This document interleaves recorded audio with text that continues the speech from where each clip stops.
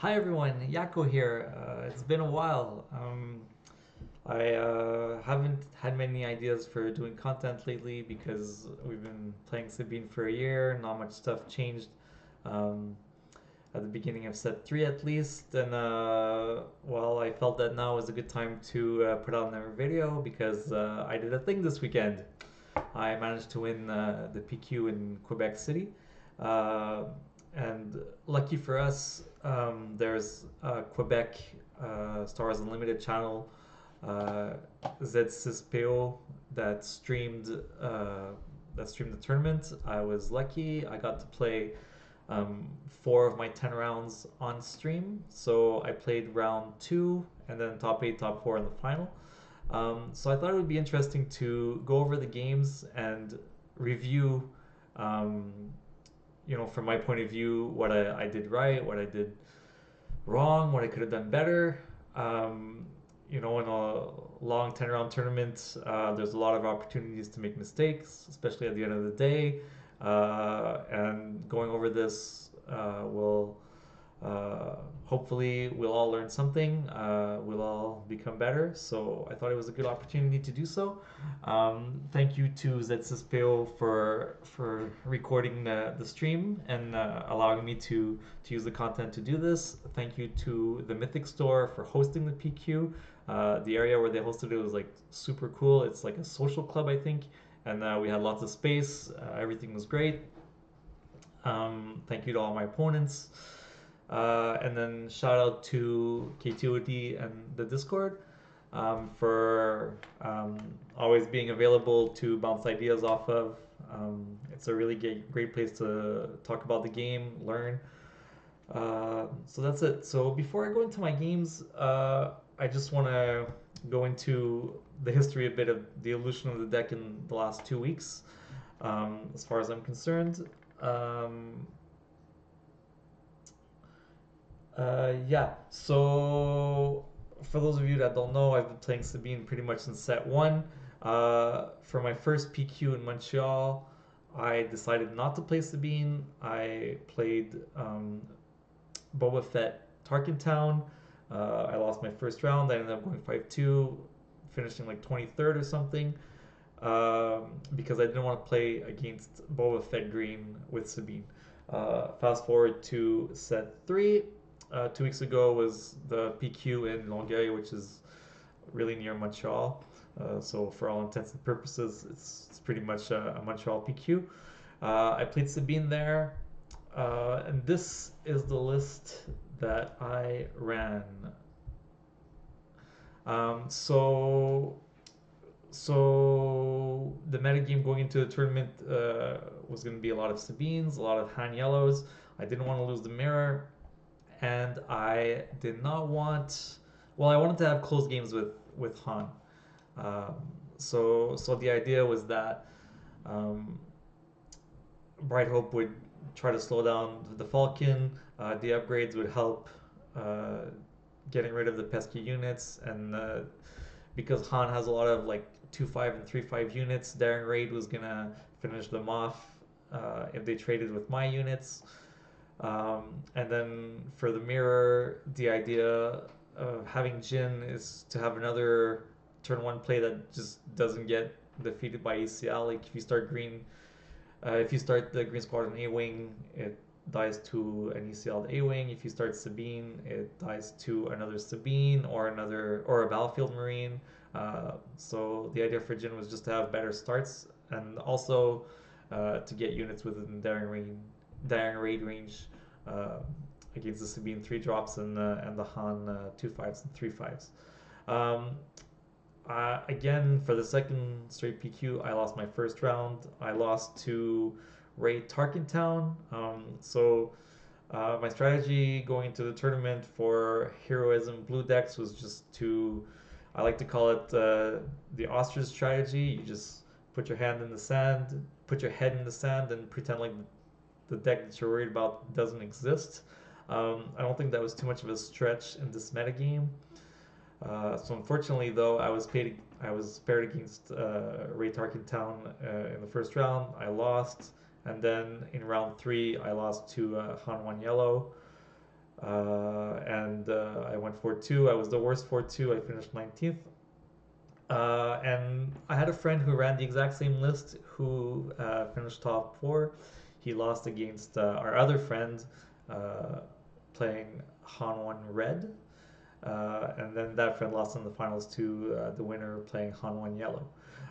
So I haven't played much set three, um, and my time has been taken up by Path of Exile 2 lately. But I felt the list was good. I mean, my other friend made top four, right? So I felt the list was good, but when I came home, I immediately changed it to this. Now, I don't know. I never played with this list at all. I changed it to this. I decided I wanted to try more upgrades, right? I wanted to have 6 upgrades because the upgrades had been really good against Han 1 Yellow. They were good against the Mirror, and I just wanted more of them. And I don't. My thought process was I don't think anyone's ever tried 6 before. I'm gonna try 6 and see if it's too much. Uh, I decided to put in the timely intervention and the Fighters for Freedom because I was frustrated with losing to Ray Tarkentown. Sorry about the Discord messages. I'll just close Discord. Um, so yeah, so I was frustrated with my loss to Ray Tarkentown, and I decided that even though I didn't think I was gonna really play against the deck, that I should hedge just a tiny bit more against it. So I put in the 2 Fighters for Freedom.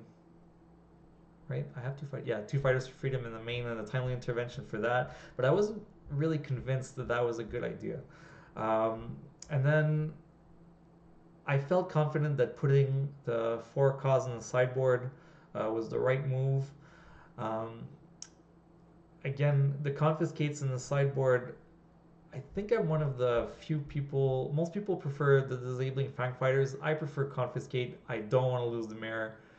I really feel like confiscate is better in the mirror, and so that's why they're in there. Uh, I don't really think like Boss Blue doesn't really exist in my area. I think there's like one player that plays it. Um, so I don't really want upgrade removal for anything other than um, upgrades in the mirror, and that's why I run confiscate. Maybe if Boss Blue is more prevalent, uh, if there were more Kiras, I would run disabling Fang Fighter, but I'm not at the point where I feel like that's necessary, and I really like confiscate for the mirror. Um, so I made this list, and before I even had a chance to play one game with it, Frank Myers won the mobile PQ, and this was his list. So this list had a lot of the things that I wanted to do um, with my list in it. And I think a day or two after winning the PQ, Frank had a stream with his wife and with like an artist for some event they were doing. And at the end of the stream, he was talking about his deck and his thought process. And one of the things he mentioned was that he had tried 6 upgrades and he felt it was too much. And since that's one of the things that I wanted to try the 6 upgrades, but I really hadn't thought that anyone had been crazy enough to actually try the 6 upgrades. So once I heard Frank say that he tried it and that it was too much, I immediately went back, changed my list, and took out the third Dark Saber. Um, I was confident that I wanted to do the same split as Frank with 3 General's Blade and 2 Dark Sabers. Again, in the mirror, I just feel like General's Blade is much better. Uh, just because on the 4 resource turn you can General's Blade and Confiscate. Um, that's mostly why I like General's Blade better. The other thing is the only time the one power from Darksaber really makes a difference is against Charleston and against leaders that have 6 HP, because Darksaber allows Sabine to defeat those, and General's Blade does not. However, against Charleston, this makes like a decent difference. But in the case of the leaders with 6 HP, none of them have 6 attack. So General's Blade on a unit is good enough for the unit to defeat the leader and stay alive. Whereas that's not the case against Charleston. So because Charleston's not really that big a part of the meta, um, that's another reason why I was pushed towards the Three Generals Blade. Um, I know a lot of people like Darksaber.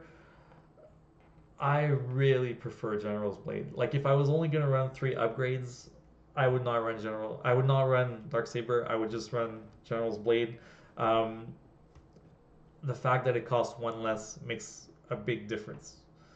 The other thing of note in Frank's deck list, which is something that I kicked myself in the head for not realizing before I saw Frank's list, is that Frank did not play red 3.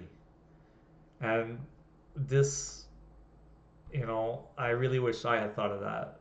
And the reason for this is red 3 is at its best when the +1 attack, well, when the raid 1 that it grants your units makes a difference in trading. Like if it allows your unit to defeat another unit and survive, that's when red 3 is at its best, right? The games where red 3, you play red 3 on turn 3, it stays on the board and you do like 5 more damage because of the raid 1, those games you were probably going to win anyways, right? If you played a space unit, your opponent couldn't deal with it, you could have just played an A-Wing and probably won anyways, right? That's kind of like win more. Really, when red 3 makes a difference, it's really when the raid 1 affects trades, okay? And there's 2 instances when it affects trades, mostly. Most of our units have 3 attack. So one of the ways in which red 3 is really beneficial is when it allows your 3 attack units to defeat units with 4 HP. And in this metagame, there are almost no units that you want to defeat that have 4 HP.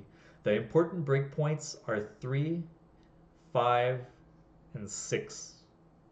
And red 3 does not allow any of your units to cross any of those thresholds really, except maybe like K2SO to go from 4 to 5.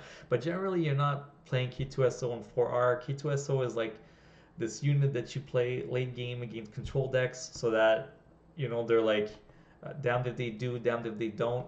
Like either they defeat K2SO and take damage, or they don't defeat K2SO and take damage.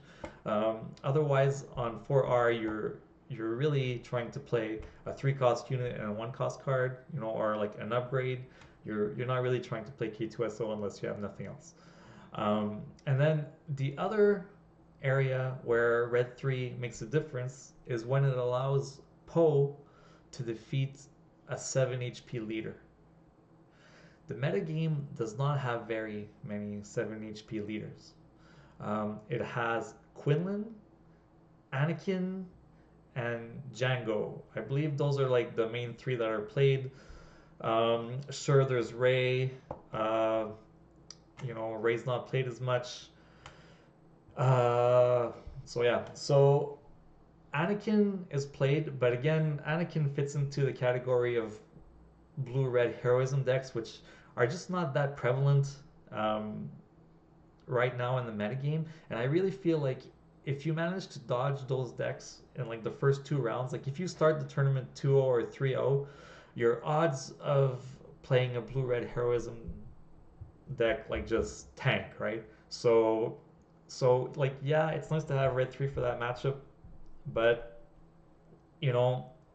it's not really necessary. It's just like a nice to have, and the matchup isn't common. And then the other leader where it matters is against Quinlan Voss. But against Quinlan Voss, the most played version of the decks I think are Quinlan ECL and Quinlan Tarkentown. In the area, I haven't really seen much Quinlan ECL. Quinlan Tarkentown is more common, and against that version of the deck, we can outrace that version.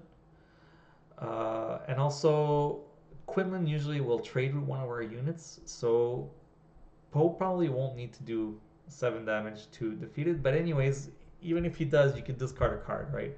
So you don't like really need red 3. And then the last deck where it makes a difference is Django. Okay, and the difference, let's say, would be more important because usually you'd want to, if you wanted to ECL Poe into Django, you'd want the +1 to defeat Django and be able to discard a card and defeat a unit up in space. Except that against Django, you don't really want to defeat Django on the 5 resource turn. And here's why. Your board is smaller on the 5 resource turn. Django is already going to have exhausted 1 unit with his ability on 5R, right? So you get to ECL Poe into him and defeat him. You save 3 damage, but you're not really getting anything else done on that turn. So for those reasons, I feel like against Django, the real solution is you want to ECL Wrecker on 6R. Okay, usually because Django exhausts units and because he comes out on 5R, you'll have initiative on 6R. And if you open on 6R by ECLing Wrecker into Django first, Wrecker stays alive. Django takes 5 overwhelm damage. Or sorry. Yeah, that's it. Sorry, because you discard a resource and you deal 5 damage to Django. So Django takes 5 overwhelm damage. If not many people, I don't think anyone's still playing Vambrace, but if Django is playing Vambrace and played it on Django the previous turn, Django dies anyways to Wrecker ECL. And then you know that on that turn, your opponent will not be able to exhaust any of your units. So that puts a lot of pressure on your opponent. If your opponent can't defeat you on that turn, you are going to deal a bunch of damage, and they only have a 25 HP base. They're going to have defeated your like turn 1 play, let's say, but most of your other units are still going to be alive. They don't really have great ways of dealing with ground units, and for every way that they use to deal with one of your ground units, that's probably 1 unit less that they'll have in space. So that's really like your shot, right? To ECL Wrecker on 6R, defeat Django, and then, maybe you played Poe on 5R without using ECL. Maybe you just played 2 units, right? Either way, that's like 8 damage if you played Poe and they couldn't like waylay him or something. 6 damage if you played 2 units. You still have Sabine. Maybe at some point you put an upgrade on Sabine, and now that they can't tap her, they're gonna take all that damage. So that's my idea against Django. So you don't really need red 3 against Django anyways. And if you wanted red 3's +1 to be relevant against Django, you'd have to play it on 4R, and it's probably not gonna survive. Okay, if your opponent thinks that it's actually gonna have an impact on the game, they have a lot of ways that they can actually deal with the red 3 on 4R that it just won't matter. So for all of these reasons, I really agree with Frank, and I think that it's the right decision not to play red 3. So those are the 2 main things I took away from Frank's list and his stream with his wife. 5 upgrades is enough. Don't play red 3. So after watching the stream, I gave it a bit more thought. I decided, the Fighters for Freedom in the main are nice to have, but I think I just have them in the main because I'm being salty that I lost to Ray Tarkentown. I don't think it's a common matchup, and I'm going to go back to the ostrich strategy. So I ended up on this list, I think on the Tuesday following the PQ, which I did not do well in. So this is the list that I ended up on and that I played on Saturday. So it's pretty similar to my version 5 list that I made after or sorry, it's pretty similar to the other list that I played at the PQ actually. Um, I think there's like 3 cards difference. I took out the red threes. I put in 2 upgrades and a daring raid, something like that. There's really not much difference. I know Frank had a lot of one ofs. I didn't feel like having the one ofs was necessary. I really wanted to play three peacekeepers, so I didn't want to do a peacekeeper fighters for freedom split. I wanted the three peacekeepers. I was okay with having a tough game one against the decks where I wanted the freedom for fighters, because the decks where you want the peacekeepers and the fighters for freedom are not the same decks. So like if you play against something that has a lot of sentinels where or like the 1 HP from the peacekeeper won't matter or the restore 2 won't matter, it's a very easy switch. -2 peacekeepers, 2 fighters for freedom. There's not many matchups where you want both, I found. And I wanted to have peacekeepers for the mirror. I wanted to have peacekeepers for Han 1. Uh, so I decided I wanted 3 peacekeepers, and that was that. I had the 3 generals blade and the 2 dark sabers. I explained the split before. Um, and then the 3 daring raids was because I think they're great at finishing off units against Han 1 yellow. Um, in a pinch against the village protectors, they'll take off the shield or they'll finish them off after the shield's gone. Uh, and since I have the 4 cause in the sideboard, they act as a way to close out the game uh, if necessary. So yes, the deck has less space. I don't think a lot of people. The strategy in set one was to lane dodge with Sabine, and the deck was different back then. We didn't have Poe, we didn't have Wrecker. Um, you know, it, Lane dodging might have been the right call, but even by the end of set one, I found myself not wanting to lane dodge more and more. And then once set two came out with Poe and Wrecker, most decks' strategies rely on the ground arena, and Sabine has the best statted units for the ground arena.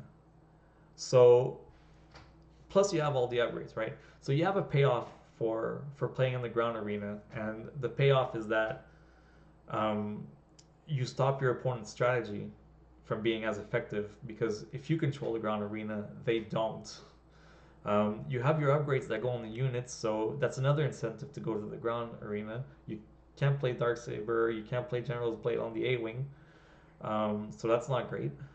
Um, and so for those 2 reasons, I think um, it's great to go on the ground arena. Like, since your opponent's decks are most likely based on the ground arena, once you control the ground arena, it becomes extremely hard for them to come back into the game, because they play a unit and you defeat it, and you still have 2 units. And if you defeat the unit that they played and your unit doesn't die, your lead just keeps getting bigger and bigger.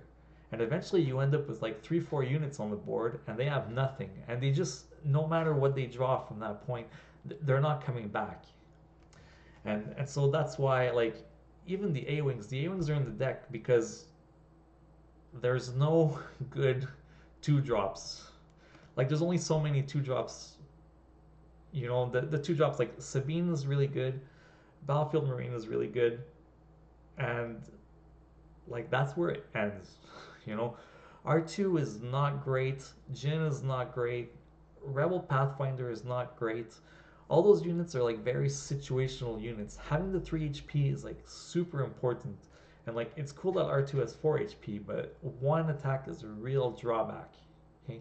Ideally, you would only play ground units that are 3/3, right? And Sabine is like a borderline 3/3.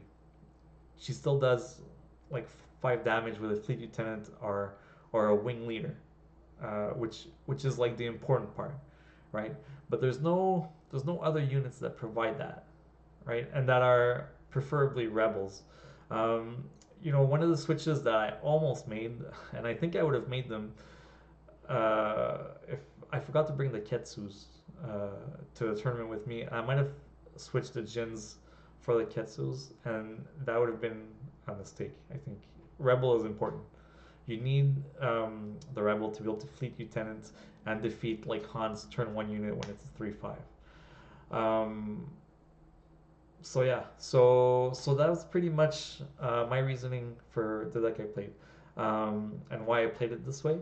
Um, the timely interventions are in the sideboard because I had two more slots, and I wanted something else that was good against the blue heroism deck. That was also good against other decks that I could play against. Like you could still play it against Han One Yellow.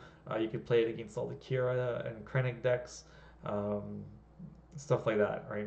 So I put it there because I didn't really know what else to play, and it's like an overall okay sideboard card. So having said that, now let's go um, to the stream. So um, one thing to note, I lost all my die rolls except for round 6, so I went second every game 1, and the only time where I didn't was against Han One Yellow, and he ramped anyways, so the die roll I did win did not matter. So the first round that I was on stream was round 2. Round 1 I played against Kira ECL. I lost game 1. I won games 2 and 3. The games were close, and then I broke the round 1. I broke the losing round 1 curse in PQs. And then round 2 I was on stream against Kira, but this time it was Kira Green instead of Kira ECL, which I mean, it's been a while since I played against Kira. Another thing to note is I played 8 games of um, Star Wars Unlimited with this version of the deck before the PQ. I went to 1 local on the Tuesday before the PQ, and other than that, I just kept playing Path of Exile 2. So I didn't have much practice with the deck. This is a season that I played the least, I think. And you'll see it in my decision making during the tournaments. There's a lot of things that I did that I should have done better. So yeah, so oops, sorry about the sound. Turn it down.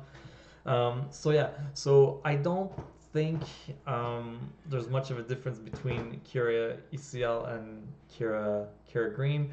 I would rather play the ECL against the ECL version. I think I'd rather my opponent has 25 life, and they don't have much that they're getting ECL into me that I'm worried about. But overall, it doesn't make much of a difference. What happens is you take control of the board, and then you push the damage through, and yeah, that's pretty much it. Um, Once you have control of the board, whether they have 25 HP or 30 HP doesn't change much. Just them having less HP lets you finish off games once you've lost control of the board that you wouldn't usually be able to win. So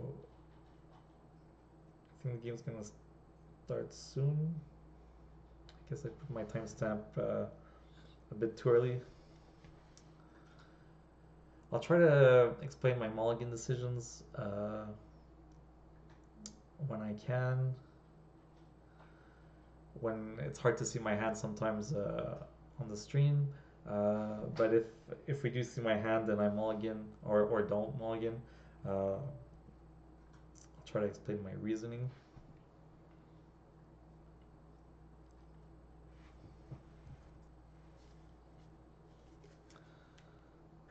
I'm sorry, I think they were doing some giveaways at the beginning of the round. All right, so my opponent is going first. The Mythic Store was really nice. They gave away Padme Showcase and 4 playmats. It's hard to see my hand here. I have Cassian, Sabine, Wrecker, Fleet Lieutenant, General's Blade, and Bright Hope. So it's a good hand. I have a starting unit. Sabine is like the starting unit that I want to see in this matchup. Cassian is good for the late game. He's not gonna usually defeat my Sabine on turn one, so Fleet Lieutenant is an okay play. Um, Bright Hope is an easy resource here because we don't want to go space. Bright Hope is really in the deck for uh, the Millennium Falcon and like Django. So it's an easy resource outside of those two matchups. So I restores Bright Hope. I'm not sure what the other card I resourced is. Uh, I'm gonna guess probably Cassian.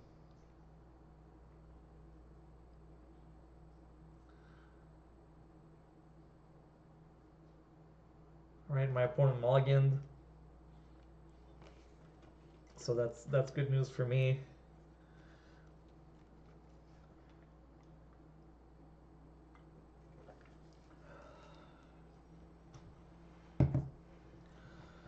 Now they're thinking about the resource decision.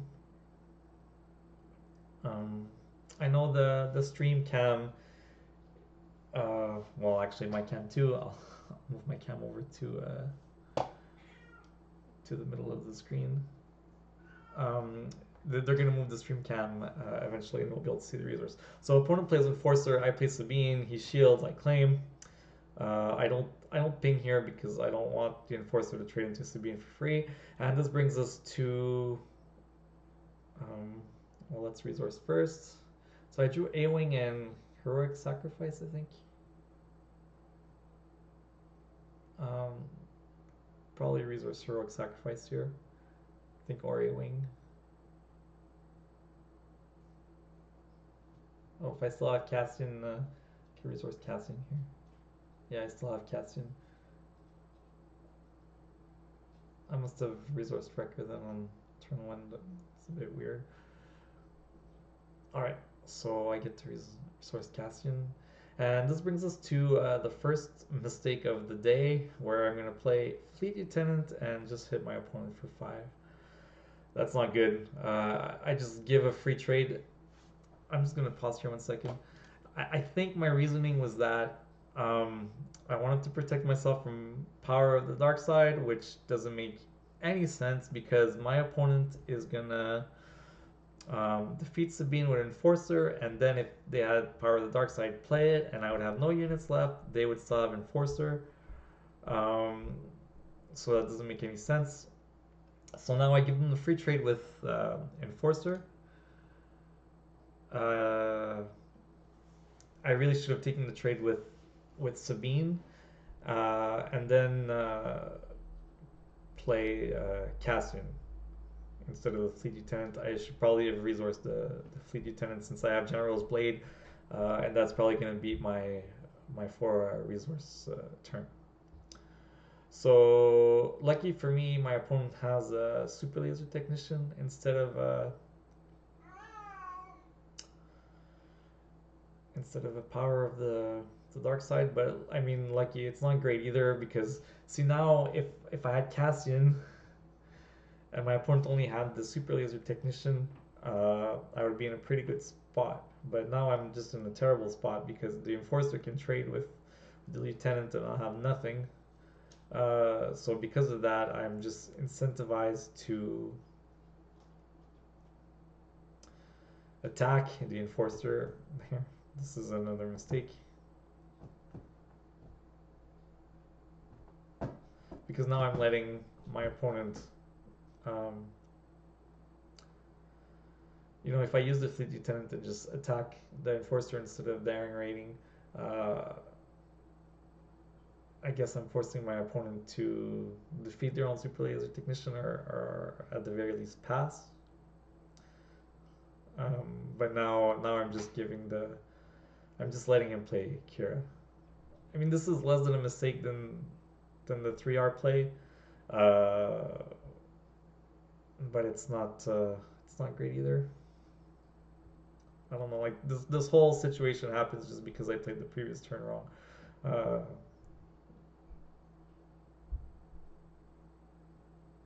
All right, so now I want to keep. I don't want to attack with my units right away. I don't have a good way of dealing with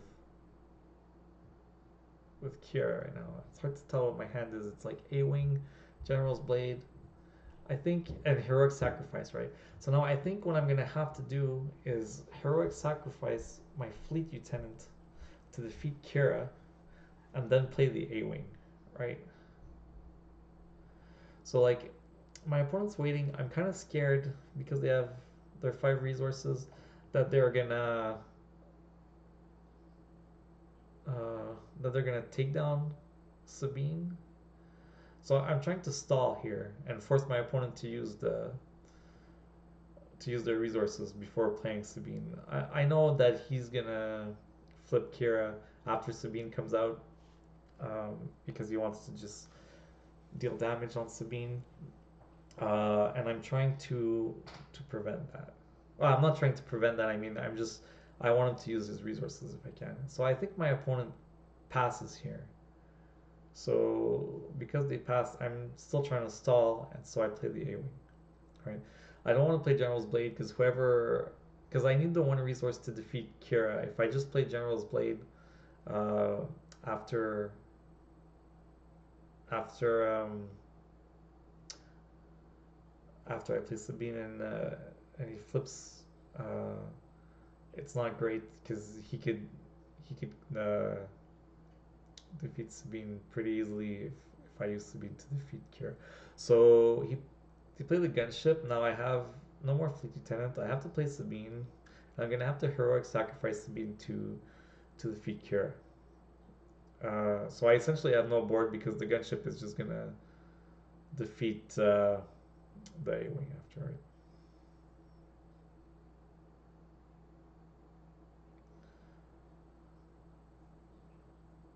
All right. So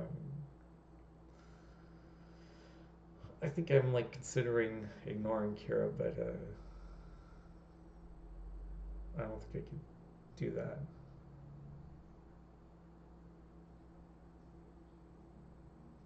Maybe I'm gonna decide to just ignore Kira because the game is going terrible and I just want to push damage through.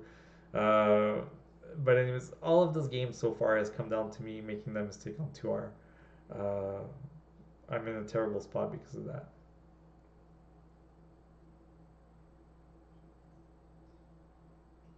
Yeah, I didn't even heroic sacrifice claim. So no matter what, I'm gonna just attack with the A-wing, I guess, to push the damage through, and then it's gonna die to the gunship, and then my opponent has like a 6-2 Kira and like a 5-3 gunship. Like I could use the A-wing to defeat the gunship, except I don't think I'm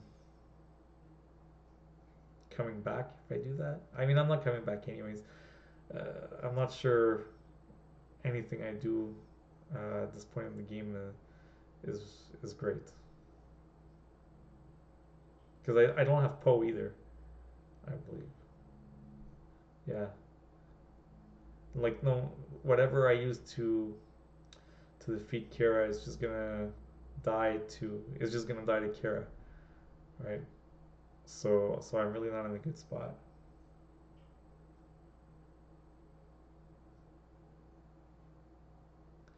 If I'm not mistaken, I think my opponent has barrage here. No, no, they have the trooper to protect Kira, which is even worse. At least I'm gonna get to claim. Yeah. All right. So at least I get to claim and defeat Kira. Oh no! Look at that. Yeah. So that's it. I could probably maybe if I get Wrecker, not even. If I get Wrecker, I guess my opponent doesn't have a power of the dark side. I could like play Wrecker and get rid of Kira, but you know, even if Wrecker stays on the table, I take another like 6 damage from from the gunship. I'm at 14. I don't really have a way of dealing with the gunship unless I draw another daring raid. Uh, so yeah. No, I'm just trying to play units and get something to stick so I can get rid of Kira. Well, Kira just hit me for 6. I'm at 14. The ship's gonna hit me for 6 also, and then I'll be at like 20, and I'll be one attack away from dying with the ship. Uh, so then he attacks with the ship, and I think I'm just gonna concede here because that mistake put me so far behind. Oh, he just finishes me off with Maul. Like to be fair, the the game was over at that point, right? Whether he had Maul or not, I couldn't deal with the ship and Kira in one action, and whichever I didn't deal with was gonna finish me off.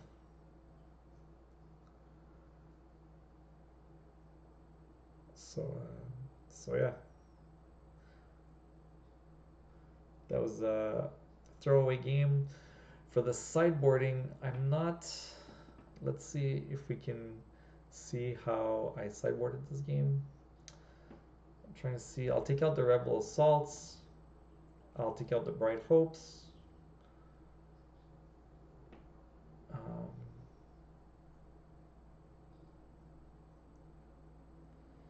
I think if I had to do it again now, I would take out the Rebel Assaults. I would take out the Bright Hopes. I would put in the For Cause. I would put in um, the Fighters for Freedom. So I would take out two Peacekeepers.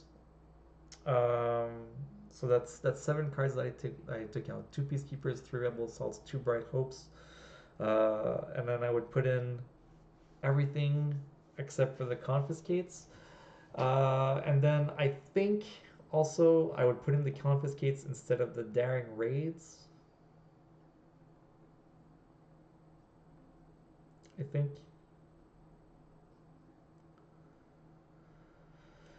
I think that's what I would do.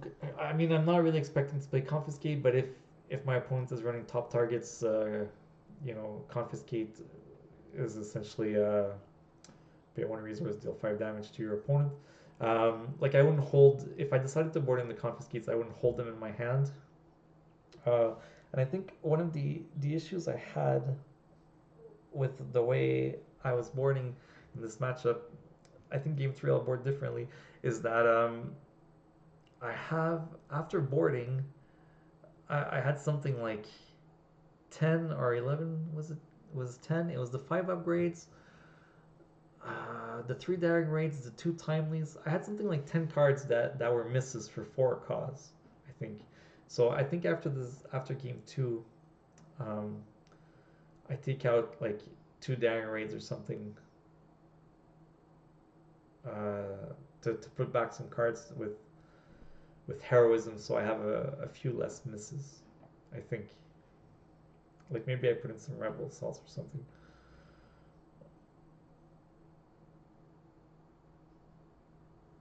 Or maybe I put the Peacekeepers back in because I just felt it was like too many, and like the daring raids aren't really necessary in this matchup.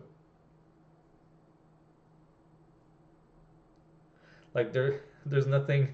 In game 1, I had a target for daring raid because I didn't play properly, but that target shouldn't have been there. So there's nothing really I want to daring raid on. Kira also like had 2 HP left for a bit because I didn't play properly. Everything that game was compounded by that error on 3R. All right, so I have a I'm mulliganed pretty fast. I don't think I had a 2 drop in my hand, so I'm mulliganed.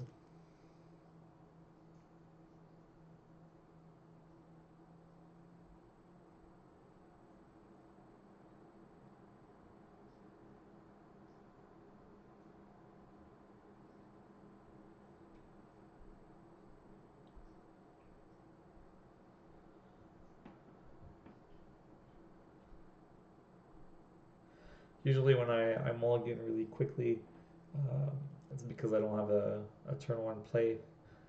Um,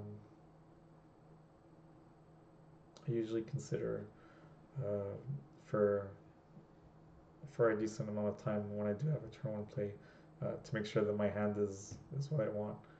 Um, all right. So I mulligan, and my second hand, from what I remember, is pretty decent. Yeah, I have four costs, Sabine, Fighters for Freedom. Uh,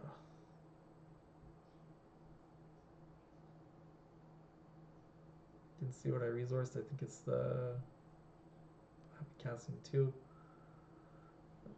I think I. Do I still have four cards in my hand? Alright, I think I had two Sabines, so I mulliganed one of them.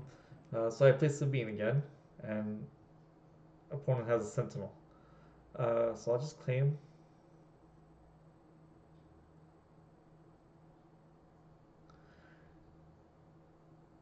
I didn't see. I have Dark Saber and General's Blade. Probably resource Dark Saber here. I don't think my opponent is on Charleston. They played a card turn one anyways, so if they are on Charleston, it's going to be a 5-5. So this time, well, this time I have no choice to take the trade. So I take the trade. Sabine stays alive, so that's great. All right, so now my hand is General's Blade. This is a somewhat important decision point. I have General's Blade. I have Fighters for Freedom. I have two General's Blade, it looks like, and a four cause. So, all right. So two General's Blade. So my next turn play is probably going to be General's Blade. I have Sabine. I have Fighters for Freedom, and four cause. So it doesn't look like I'm going to have a really good target for ECL this game so far. I can't let my opponent. My opponent's going to have initiative next turn, and I can't let them ready with initiative and the phase 3 trooper. Phase 3 trooper is going to defeat Sabine, become like a 4-2, and I'm going to have to throw my Fighters for Freedom into it. It's going to 2-for-1 me, and I don't want that to happen. So I'm kind of like forced to ECL here. Even though I'm forced to ECL, it's not a bad spot to be in. The turn will end, and I'll have 2 units on the board to my opponent's no units on the board. The fact that my units are damaged doesn't matter too much, because my opponent could finish. My opponent already has a target for Perilla's position. Both of my units deal the same amount of damage, so whichever one they decide to defeat doesn't change anything. And I'm not really weak to overwhelming barrage right now because they have no units on the board, right? So I'm okay with TCLing here, even though I took a while to think about it. It's not really a decision. It's not like I could really play General's Blade on Sabine and then get run over by Power of the Dark Side, right? So I'm in a good spot. I didn't see what I drew. I didn't see what I resourced. I probably resourced the General's Blade because I don't really want to. Oh, no. I kept both General's Blade unless I drew a third one or like a Dark Saber maybe. Yeah, that's what happened. I drew Dark Saber and something else, so I resourced the Dark Saber. So my draw wasn't great. I would have liked to play a unit here. And then I'm pretty lucky. My opponent has no ramp, so he's not going to cure this turn. They're playing a Sentinel. They still have 2 resources left open, and they can't do much with those 2 resources. So I'll trade Sabine into the Pike Sentinel. Probably better to just ping with my Sabine leader here, and try to see if my opponent's gonna shield the Pike Sentinel, because then I can defeat it with Sabine anyways. And they can't do much with 2 resources. So now my opponent's passing because they don't want to do anything. They didn't claim, they passed. Somewhat important, but not that much. So I'm gonna play Sabine and play the. They passed again, I think, and so when I played the Saber, now they're gonna. Oh no, they claimed. They did claim. All right, so they take a whole bunch of damage. Sorry, misremembered. I thought they were gonna play a third Pike Sentinel. All right, so now my turn was really good. I have General's Blade on Sabine, so if my opponent plays Kira, Sabine will defeat Kira and also die, but at least then I'll have my 4 resources to, or my 5 resources to do something else. And I didn't see what I drew again, but maybe I drew something else that was good, right? Uh, and no, I drew, looks like I drew Daring Raid and Battlefield Marine. And I didn't resource yet. Probably resource the Daring Raid here because it's not good in this matchup. They should be in my sideboard by now. So yeah, so that's what we do. So opponent plays Kira. That's actually heals my Fighters for Freedom, which doesn't really change anything whether it has 3 damage or 2 damage. So I'm gonna defeat Kira right away because I don't want my opponent. I don't want to give my opponent the opportunity to overwhelming barrage and then deal 6 damage and keep Kira. Uh, and I don't have any, like if I had Fleet Lieutenant, I could Fleet Lieutenant the Fighters for Freedom into Kira, but I don't have a way to give Fighters for Freedom at least 4 attack to defeat Kira, so I don't really have much of a choice to do it with Sabine.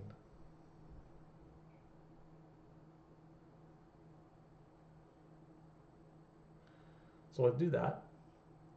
And then based on what my opponent's going to do, I could play Battlefield Marine and then play the General's Blade on Fighters for Freedom, or my turn will just be Battlefield Marine and the Blade, right? Um, and the Blade on the Marine because I don't have anything else to do for 5, right? My turn for sure is going to be Marine and Blade. Yeah, so I'm just reminding my opponent that he has to tap Kira because I don't want to shield. Oh, look at that! I had casting resource, so I did have something else in case of instead of the blade and the battlefield marine. Um, so this is a bit better because again, I clear his units from the board, and I still have 2 units that are alive. And then my opponent didn't have anything to do with his 3 resources, so it's not in a great spot right now. He still doesn't have any units. He won't be able to overwhelming barrage this turn, and my opponent decides to just concede. I think they said after the game that they just drew into a whole bunch of high cost units, so they couldn't do anything. So now I'm gonna. I think this is at the point in the tournament where I realized that I have way too many misses for 4 cause. So I'm gonna change the way that I'm sideboarding. How am I gonna change it though? I don't remember how I changed it. Pretty sure I take out the daring raids because I decided that they weren't doing anything.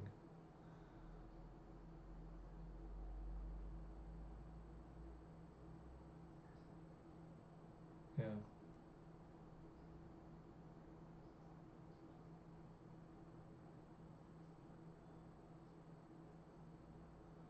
I think I took out the 3 daring raids and I put the peacekeepers back in and a rebel assault. Yeah, yeah, that's what I did. Oh no, and 1 confiscate, right? 1 confiscate. So I still have 5 upgrades that miss the confiscate. I think that's it, right? I think I'm down to 6 misses. Oh no, 8 misses because I still have the 2 timelies, right? So I'm down to 8 misses from 10. I felt 8 was just a bit better. I have the 1 of confiscate because my opponent showed me perilous position, and if I were to play more confiscates, like I said before, it's not a card that I would want to hold on to. Um, like if I drew 1 in my opening hand, I would resource it. Uh, if I drew 1 on like 4R and um, there was there were no upgrades on the table, I would probably resource it right away. Like I just I would just have them in the deck, and if I draw them when there's an upgrade, great. And if I don't, then they get resourced, right? I'm not like sure if my opponent is running top target. I know he's running perilous position, but most of the time perilous position is just gonna defeat a unit. And for top target, I have Poe that might be able to take out some top targets sometimes. So it's not like I really need the upgrade removal. It's just like I have nothing better to play, really. So my starting hand: Marine, Poe, Fleet Lieutenant, Poe, for a cause, Peacekeeper. So I think this hand is a keep, and I'll probably resource Poe and for a cause. Everything else is great. You know, Battlefield Marine is a good start into Fleet Lieutenant. If for some reason there's I can't Fleet Lieutenant, I can just play the Sundari Peacekeeper. Sundari Peacekeeper. I decided to mulligan that. I guess I really wanted Sabine. Yeah, I guess I really wanted Sabine in case my opponent started Enforcer. I mean, I do agree Sabine is slightly better starting unit in this matchup than Battlefield Marine because of the Enforcer start, right? Oh yeah, that too. Also, my opponent has initiative, so then Sabine is much better because the Battlefield Marine can't deal with Pike Sentinel. You almost have to like it slows you down a lot, right? All right, so I mulligan, I get Sabine. So Enforcer into Sabine. Opponent will shield. I have Fleet Lieutenant in my hand again. But yeah, I draw my cards. It's my hand now. I have A-Wing. I didn't see what I drew again. I think I no, I don't know what I resourced. All right. So over the course of the last three games, I've improved at the game, and I take the trade this time. So this is what I should have done game one. All right. Opponent resupplies, which is good. Um, you know, I have now. I'm hesitating between playing Fighters for Freedom or A-Wing, but I just have to play Fighters for Freedom, and hopefully I like top deck something that lets me deal with Kira, because my opponent's going to be on 5 resources next turn. Right. So I mean, it's not so bad if I don't have a way to deal with Kira, because if Kira decides to defeat one of my units, either Sabine or Fighters for Freedom, she'll take at least 2 damage, and then I'll be able to ECL uh, Poe, right? So it's not so bad if I don't draw anything, and I didn't draw anything. I drew like Marine and Fighters for Freedom, and then like you resource Marine, because this turn I'm pretty sure pretty sure I was gonna play Fleet Lieutenant, or else it might not have been so bad to keep Marine because I could have played Marine and A-Wing. Uh, but I decided that I was gonna have to play Fleet Lieutenant to defeat Kira, and so I kept the Fleet Lieutenant because my hand was like Poe and for cause. I mean I could have resourced for cause maybe, um, but I decided not to. All right. So now my opponent, Power of the Dark Side's away. Um, my Fighters for Freedom. So now I ping because I'm trying to get him to play Kira um, before I play Sabine, so Sabine can survive an attack from Kira. But my opponent doesn't take the bait, just passes, and I can't just claim here because I have no board. The longer the game goes, the better it is for my opponent. So like if it was in a matchup where I can rely on Poe and Wrecker to take control of the late game, maybe I could claim here, but this is not one of those matchups. I can't just claim. I have to use my resources. And since I know my opponent's waiting to play Kira until I play Sabine, uh, I don't want to play like I want to Fleet Lieutenant Sabine anyways. But if I had another 3 drop, uh, I still would play Sabine first. So my opponent plays Sentinel, and because of that, um, I have to Fleet Lieutenant. I'm gonna play Fleet Lieutenant anyways, so Fleet Lieutenant here will let me use Sabine to defeat the Pike Sentinel. So, I mean, there's nothing else for me to do this turn. So I take that. Opponent plays Kira. I claim. And here we're gonna pause it 2 seconds. So after claiming, my opponent says pass, we draw our 2 cards, we resource, and then my opponent realizes that they forgot to attack with Kira. So this looks like it's a big mistake.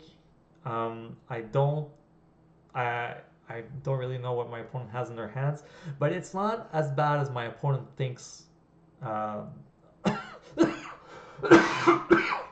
Sorry, it's not as bad as my opponent thought it was. And well, depending on their hand, I'm not sure exactly what their hand is, but we'll go over the difference that this would have made after.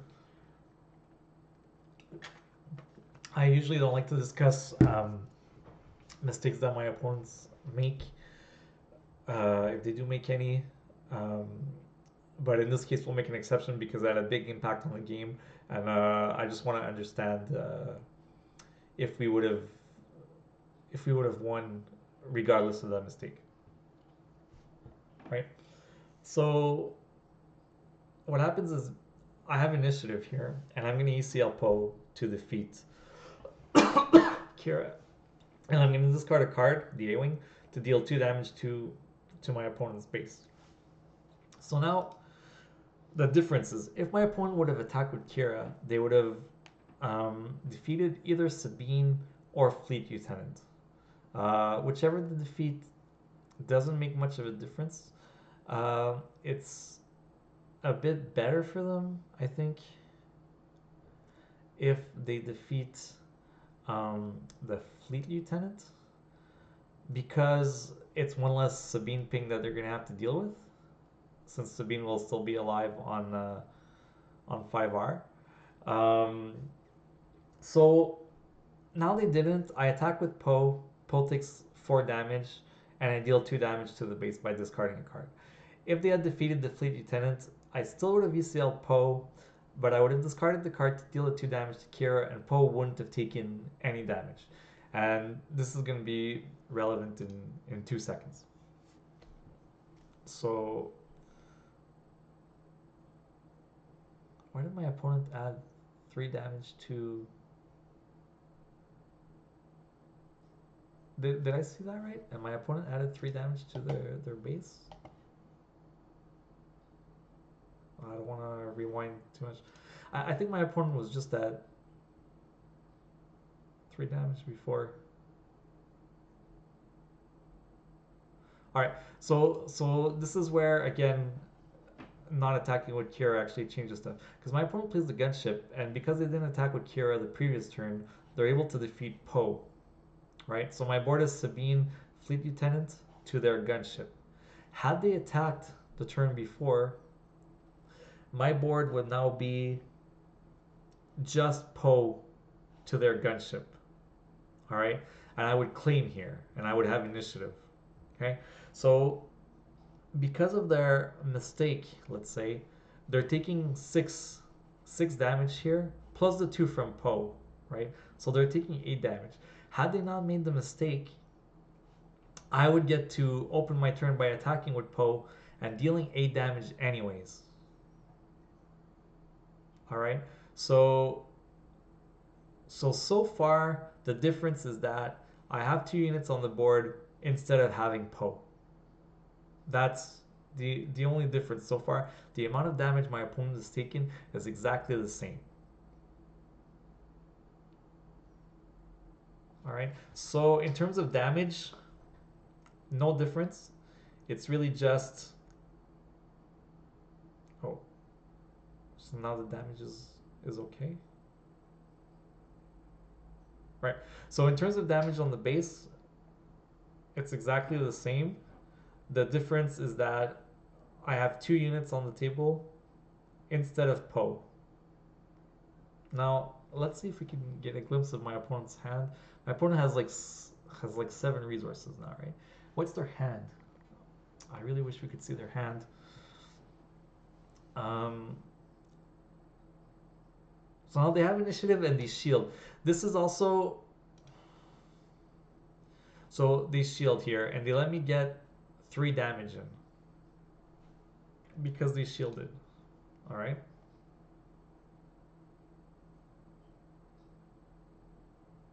And then the overwhelming barrage.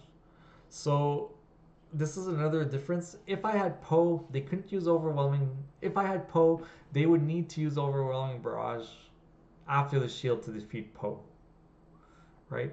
But in this case, because I don't have Poe, they could have just opened with overwhelming barrage and defeated both of my units. Sabine had 3 HP remaining, and the fleet lieutenant had 2, right? So my opponent took an extra 3 damage. And I don't know if they had power of the dark side. Because like if I had just Poe, they could have just, after attacking with Poe, they could have just played power of the dark side to defeat Poe and then had 3 resources left, right? So I don't know what their 2 cards are. But now, because they have no resources left, I could play K2SO, and I believe, yeah, they attacked me for 7. I don't think my base life matters too much, and unfortunately, I don't have a unit to play with K2SO. Right, so like if I had just Poe, they could have Power of the Dark Side, killed Poe, then I would play K2SO. They could have Power of the Dark Side again, and then I would have initiative this turn, but with no unit. But now but I don't know if the 2 cards were Power of the Dark Side, and they would still have Overwhelming Barrage. Anyways, so now it gets hard to tell what would have happened if they would have attacked with Cure. But yeah, so the decision to Fleet Lieutenant K2SO is like really easy. I'm just trying to push through damage. I'm trying to force them to deal with K2SO, so they take the 3 damage from defeating it.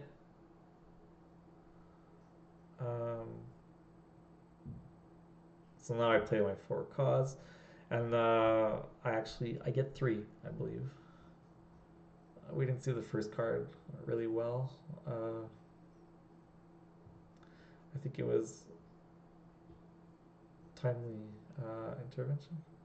I think I decided to just dump everything. Yeah. So yeah. So my opponent has another overwhelming barrage. And he wipes my board. So I'll deal 3 with K2SO. Now my opponent is at 26? 28. 28. Yeah. 28. And I think I have another 4 calls in my hand. I think that game I drew all 3. 4 calls.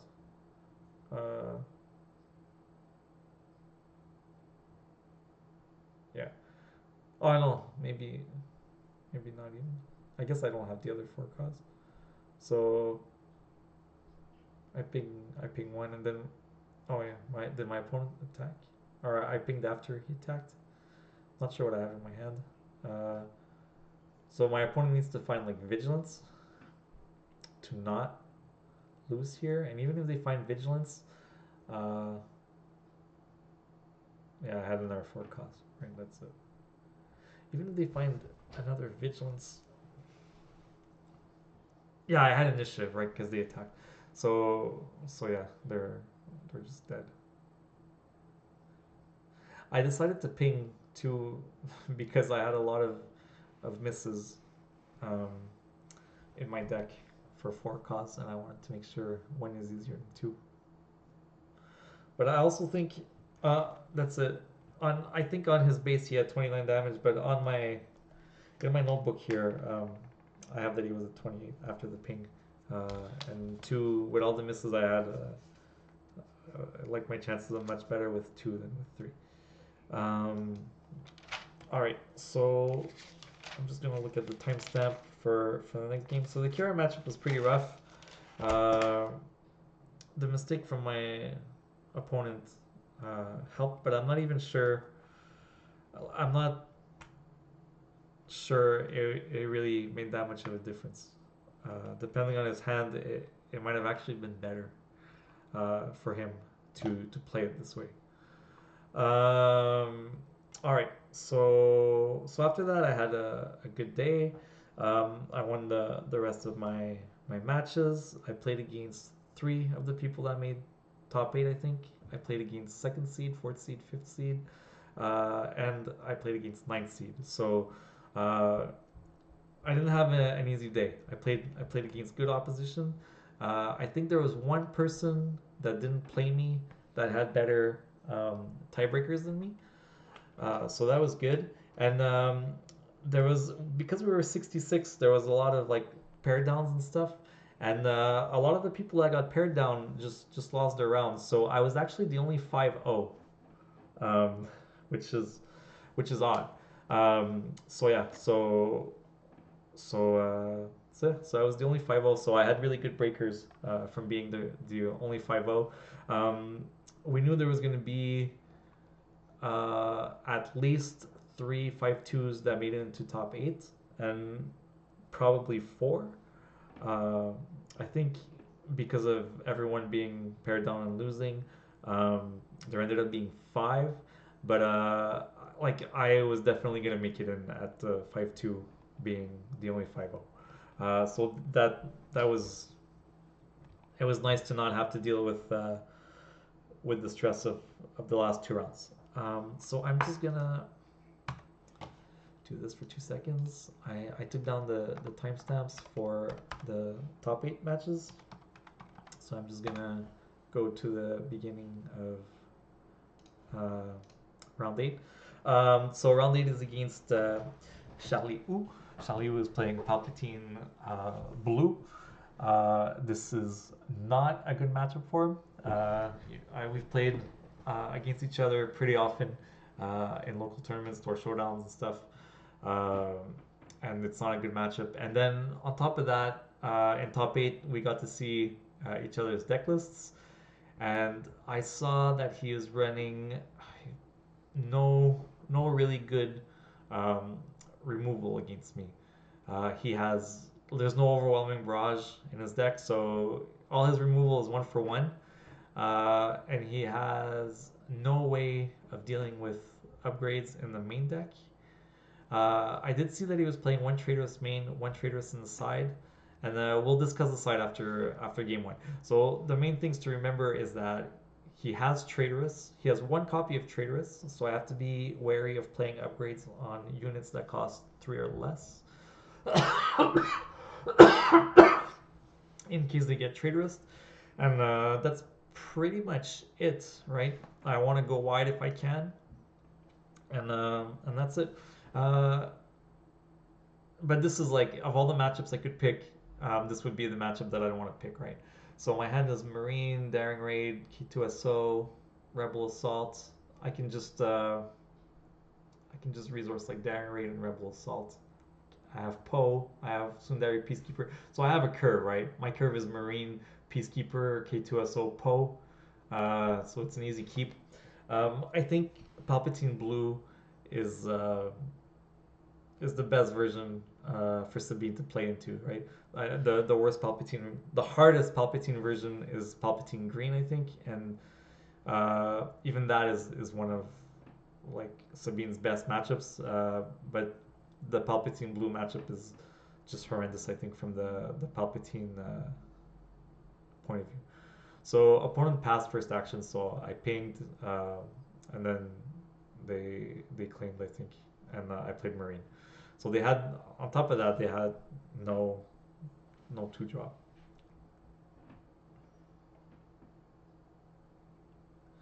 That's I didn't look at what I drew. I drew R2 and something else, and then I resourced something else. Oh, I drew Fleet Lieutenant and R2, and I resourced K2SO because I wanted Fleet Lieutenant on 4R instead of K2SO. My opponent plays Royal Guard. It's 3-5. Uh, I don't really have to deal with it because they don't have overwhelming barrage, so I don't really care if their units stay alive. I don't really want to defeat it with the Fleet Lieutenant. I can just put damage through and let my opponent defeat either my Marine or the Fleet Lieutenant. And if they do, then Sabine will be able to finish off the Royal Guard if it does gain Sentinel. So there's no reason for me uh, not to play Fleet Lieutenant here and go face. Like I don't really need the Peacekeeper. I don't need the restore from the Peacekeeper, and I don't really need the 5 HP at this point. Playing the Lieutenant just puts more pressure, and he's gonna have a target for the Royal Guard either way.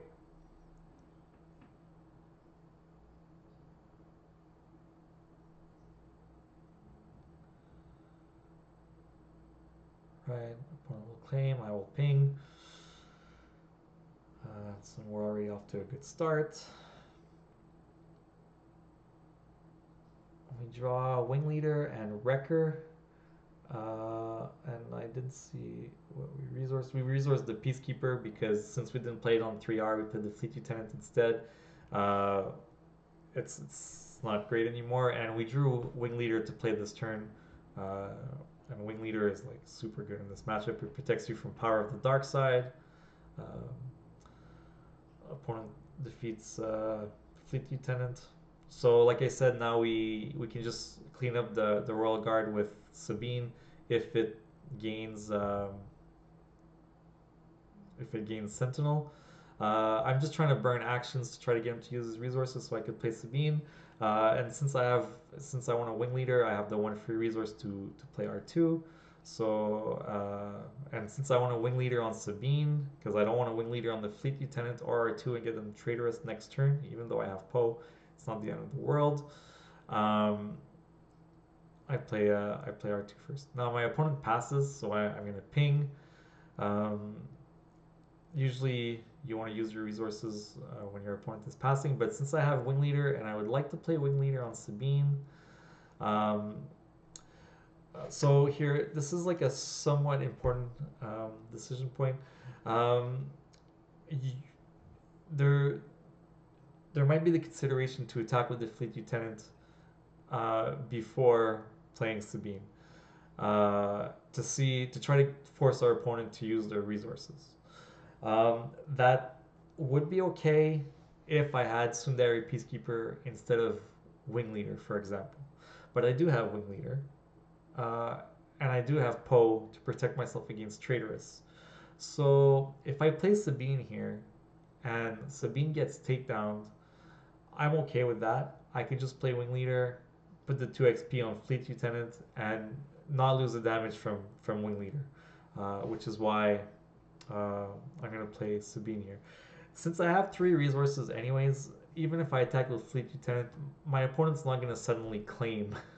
They're probably gonna pass because my turn's probably not gonna be over. And also, I'm okay with Sabine getting takedown. Uh, it gets the takedown out of my opponent's hand, and a lot of times Sabine is just more useful defeated as a leader unit, especially in matchups like this, than she is, uh, as a unit. If you think about it, the Fleet Lieutenant and Sabine are both going to deal 3 damage every time they attack.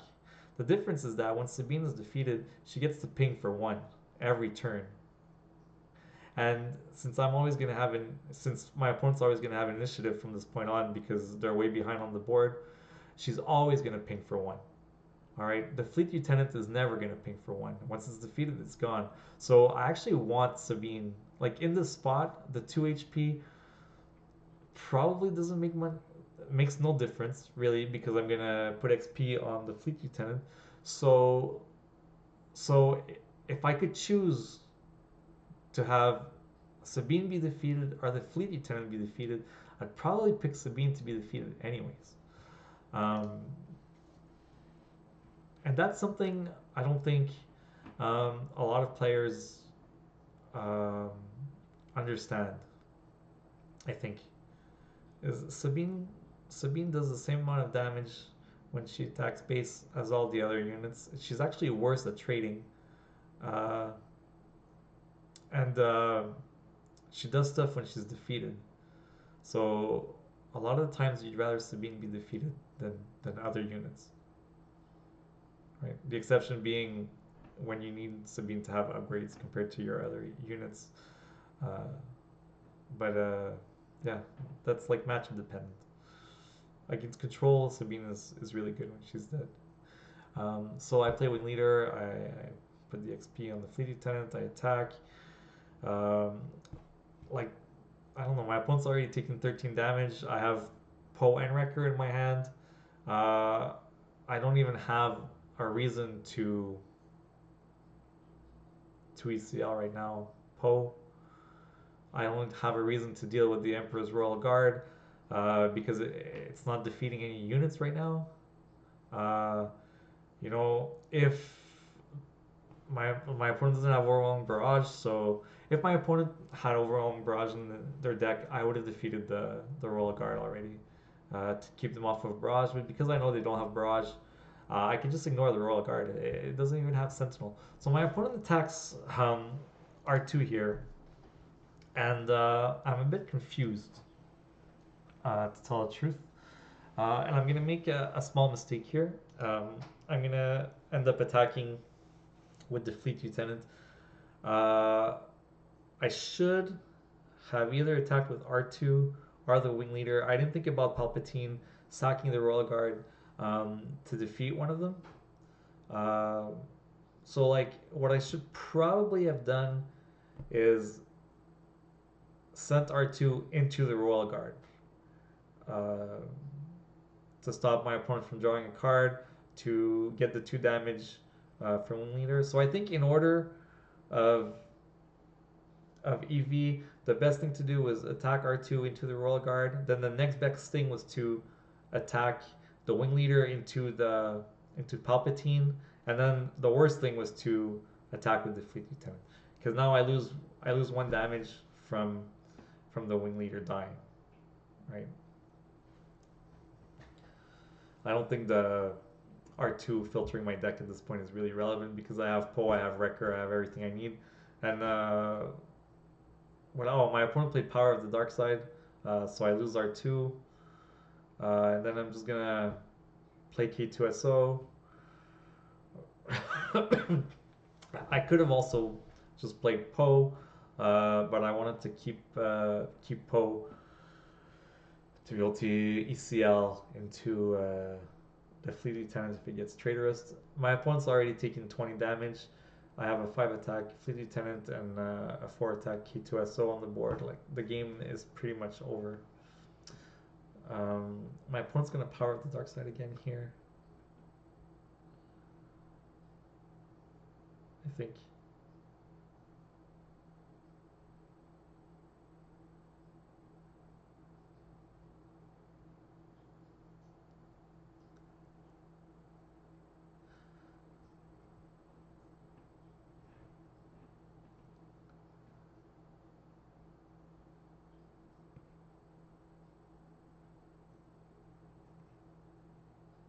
It's like my opponent's at 20 damage, yeah. So yeah, my opponent power the Dark Sides. I don't know why I think so long here. It, I don't know. I don't know why I think so long. Just trying to play slow, probably so I don't make any mistakes. But it really doesn't matter either way. But ditching K2SO, dealing 3, and then attacking the Fleet Lieutenant for 5, and putting my opponent at 28 uh, is like really obvious. You could maybe make a case for keeping K2SO if my opponent was at. Nah, there's no reason to do it. Sorry. Yeah. It's just sacking K2SO instead of Fleet Lieutenant is just 1 more damage. Right. So I Rebel Assault here just to because I have nothing else to do with my resources, and I just want to. I put my opponent at 29 damage so that I can just finish them off with the 1 damage from Sabine. I mean, I had Poe in my hand, so if they played a ground unit, I could just CCL Poe and discard a card to do 2 damage. The game was over. So here we sideboard, and I'm gonna not really bring in much. I'm gonna bring in the Fighters for Freedom. Sorry, I'm gonna bring in like almost everything. I'm gonna bring in the Fighters for Freedom instead of two Peacekeepers. I'm gonna bring in the For Cause instead of Rebel Assault. I'm gonna bring in the two Timelies, I think, instead of the Bright Hopes. I have a lot of cards that I can just take out of my deck, right? I don't need the three Rebel Assaults. I don't need two of the Peacekeepers. That's 5 cards. I don't need the two Bright Hopes. Um, that's 7 cards, and I don't need the Daring Raids either. That's 10 cards, right? And I can bring everything else. I can bring everything in. So my opponent has one traitorous main, one traitorous in the side. They have 3 perilous position, and they have 3 top target. So I definitely want the 3 confiscates, but again, I don't necessarily want to hold them in my hand if I don't have to. Um, an important thing to note is that my opponent has calculated lethality in their sideboard. 1 copy. Okay? 1 copy. And actually, I think what I ended up doing is I might have kept the Daring Raids and I took out 2 Darkstamers. Anyways, what I was going to say about calculated lethality, I'm not going to pull it up on the screen. It costs 4. It defeats a unit that costs 3 or less. It just outright defeats the unit. And if they have upgrades on them, you get to put an XP on one of your units for each upgrade they have. All right. So there's just 1 copy, but this is my rationale for how to deal with the copy, right? This matchup is an easy matchup. Things have to go super wrong for me to lose. And one of the few ways they could go super wrong is if I decide to play an upgrade on a unit that costs 3 or less and it gets calculated lethality. All right. That's like his only card, I think, that like 2-for-1s me.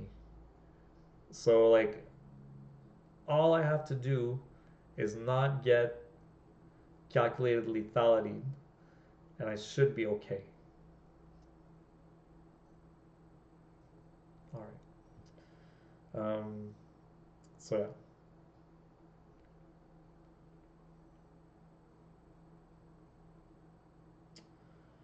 I have the timestamp for the next game. The games there's a lot of time between the games because we keep looking at the sideboards. I think the rules say you're not supposed to look at the sideboards between games, but the tournament allowed us to do it. So if you're able to do it, there's no reason not to do it. All right. So I think so this is my hand at the beginning of game 2. Opponent starting, my hand is Confiscate, Confiscate, Marine, Marine, Poe, and Sabine. Alright, there's no advantage to starting Sabine in this matchup. There's no shields or anything. There's no 1 HP units. So starting Marine is the way to go. So for sure I have to keep 1 Marine. I don't have a 3 resource play, but playing like a 2nd Marine isn't so bad.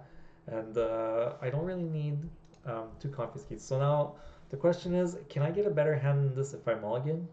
And if I don't, what am I going to resource? I'm going to resource Confiscate and Sabine.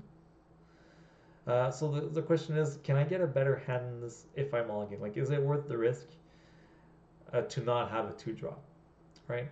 The deck has a bunch of 3 resource plays and 2 resource plays. So in 4 draws, I'm probably going to get something to do on 4R. Keeping this hand, I already have Poe. I have Confiscate. So the hand is decent. There's no real reason to mulligan here, right? Like maybe against a harder matchup, you could make a case for mulliganing. But against this matchup in particular, I don't have to do anything special. So it's perfectly acceptable to keep like a hand which is like decent, right? It's nothing to write home about, but it can get the job done, right? All right. So I play Battlefield Marine. Did I keep Sabine? I kept Sabine in a Battlefield Marine instead of two Battlefield Marines. It's probably better to just keep two Battlefield Marines. I don't think it really matters. My rationale might have been that I can Sabine will be unable to be attacked at some point. So I draw Wrecker in the A wing. I don't want to play the A wing because my opponent has Inferno 4 in space. Let Inferno 4 be stranded. Is that? Oh no, it's not even an A wing. Is it Jin? Yeah, it was Jin. Alright, so my opponent Perilous positions the Battlefield Marine, and because I have the Confiscate and a 2-drop, they just get blown out. Right? So I play Sabine. My opponent decides to claim instead of attacking with Inferno 4 because they don't want me to claim, but I have Confiscate for the Perilous position. And now the game is pretty much over, right? They have they have no relevant board. Inferno 4 just doesn't matter. Their plan was to Perilous position the Marine and then use Palp's text to defeat Inferno 4 and defeat the Marine. And now they can't do that. The Marine's just going to stay. Alright, so they have no way of dealing with my board. My board's just going to get 2 units bigger this turn. And like at best they'll have 1 ground unit. So they have no way of dealing with my board. Their Inferno 4 is going to be stranded in space all game because I'm just going to ignore it, and it's not like they can erase me. So like they're in a horrible spot. Okay, because this is not a deck that can 2 for 1, I'm going to play at least 2 units. I'm going to play Sabine. I'm going to play at least 1 more unit, and at best my opponent is going to defeat one of them. So at the end of the turn, at best, the board is either going to be 4 units to 1 unit, 4 units to no units on the ground, or 3 units to no units on the ground, which is a huge, huge lead, right? And then my opponent doesn't know, but I do have the Poe in my hand, so they can't even use Traitorous to try to get a 2 for 1 and come back.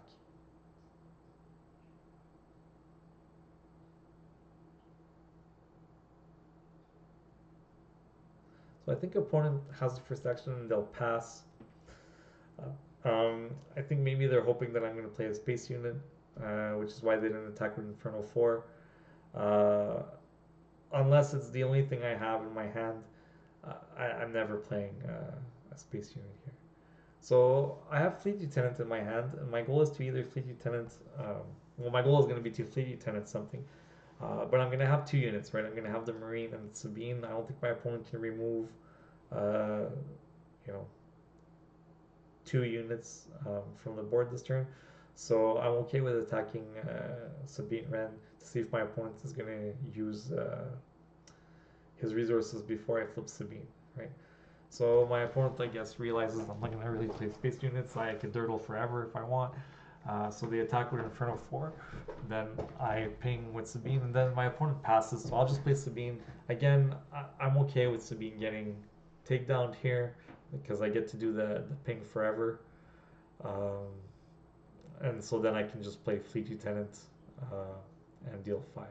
So my opponent is at 11 damage. I have 3 units on the board. I forgot to the dice. My dice should be at 4. Forgot to take the 2 damage from the Inferno 4.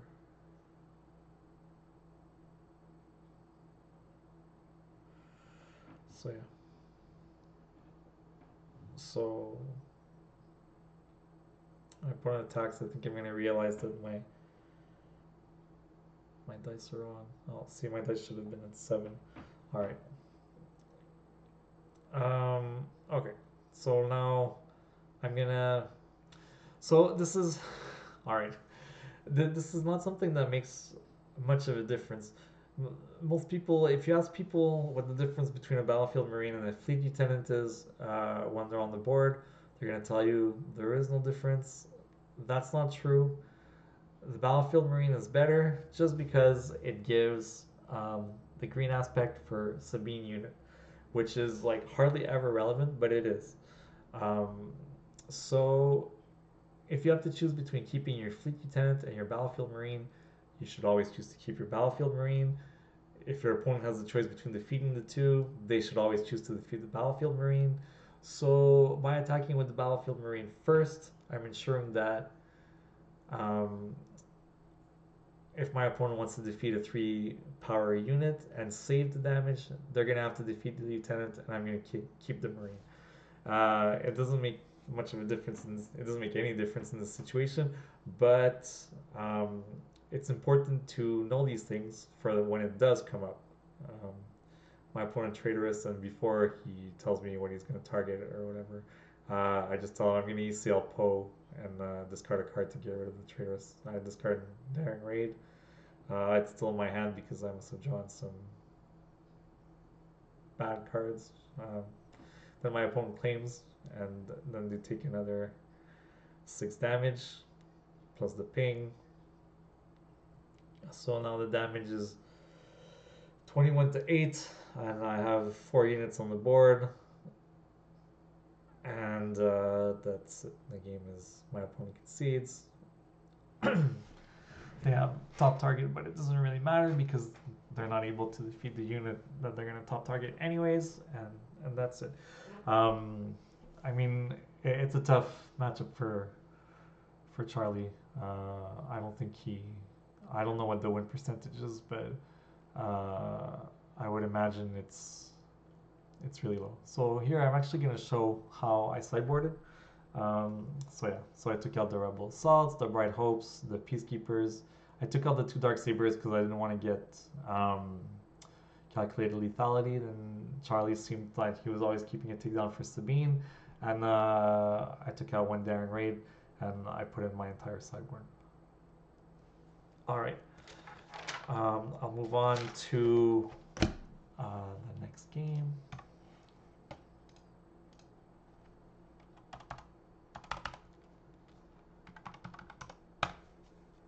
All right, next game is against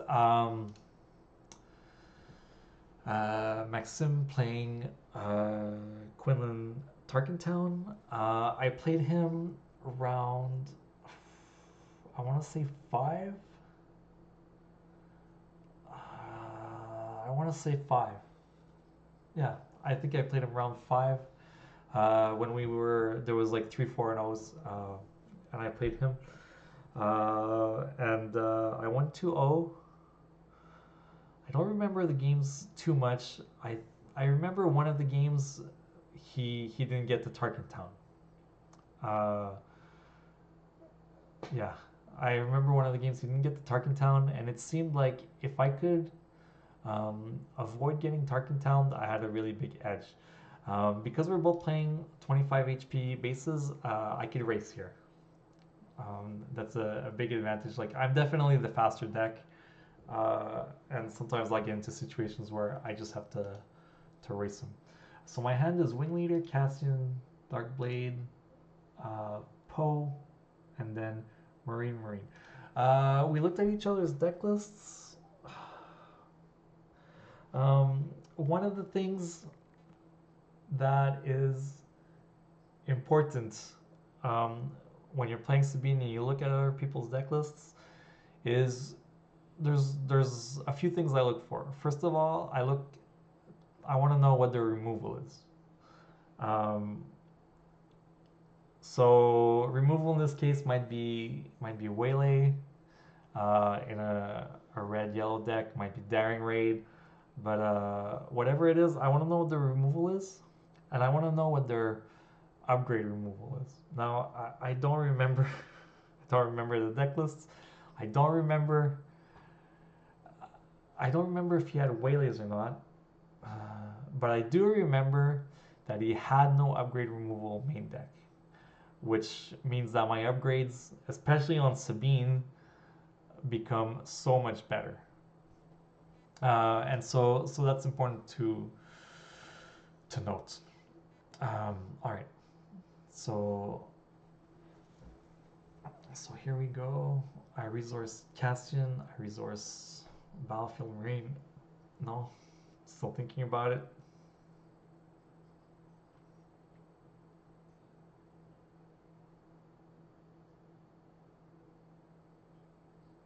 All right. So Maxim is starting, and here's something that he does well from the Quinlan perspective. All right, is he plays a unit right away. He plays the B. Some Quinlan players have a tendency to pass in this situation. All right, and here's why passing is not good. First of all, well, it's not good against Sabine in particular. Um, if Quinlan passes, Sabine should just ping and get the damage in. All right, and then we're back in the same situation, except that Sabine is the faster deck, and Quinlan just decided that we're gonna play the game with 24 HP bases. And now they again have the decision: do they play a unit or they pass? So because they passed before the ping, they kind of like have to pass again, right? Or else, what was the point of passing? Just to take the one damage? So if they pass again, um, then if Sabine has a 2-drop, they should play a 2-drop.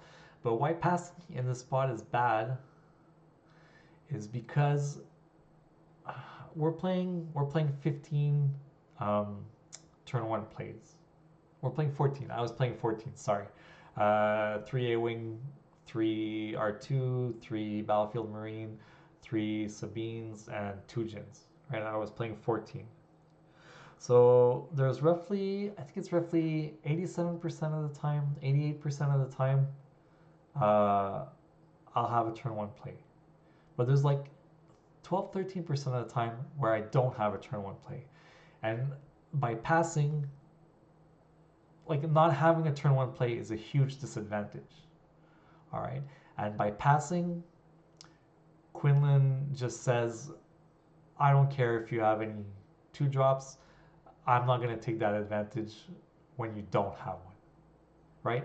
Quinlan will pass, and either Sabine can claim, or she can also pass, and then basically the game starts at both bases at 24 at 3R, and then Quinlan again has to decide: am I gonna pass again and take another free damage, or am I gonna actually play a unit this time, right? And then if Quinlan does play a unit, um, Sabine's units are all like Sabine has a decent amount of 3/5s, so there's a chance that like Quinlan can't do much against the 3/5, even if like Sabine has initiative, right? So let's say Sabine decides to claim instead of passing, 3R, play Cassian or play Sundari Peacekeeper. Quinlan can play the 3-drop and ping them, and Quinlan can't even target down them away. Uh, so like that's a that's not a good spot to be in for Quinlan. Quinlan has a good mid game, uh, but for the mid game to be good, Quinlan needs to have units on the board, right? Plo Koon is good in the mid game, but you need to have 3 units on the board. And if you're not playing a unit on 2R, you're making it hard for that to happen. So I really don't think that Quinlan opening with a pass is ever good. In fact, I've thought about it before in the past. I've never done it, but as a Sabine player, I almost think that I want Quinlan to go first, and let them make the decision, and let them maybe give them free damage. And if they go first and they do decide to play a unit, generally they don't get much of an advantage from having initiative on 3R, I think. And by having them go first, you get to let them play their unit, and you don't get pinged, and you don't get Tarkin Town because of that. Um, and and then because they're always playing their units before you are playing units, they kind of like never get the Tarkin Town because they just never get the ping really. So I've never actually let a Quinn player start. Um, but I think it might be worth doing. All right. So now that's said and done. I'm gonna play a Battlefield Marine here. Opponent will claim. I will ping. We're both at 1.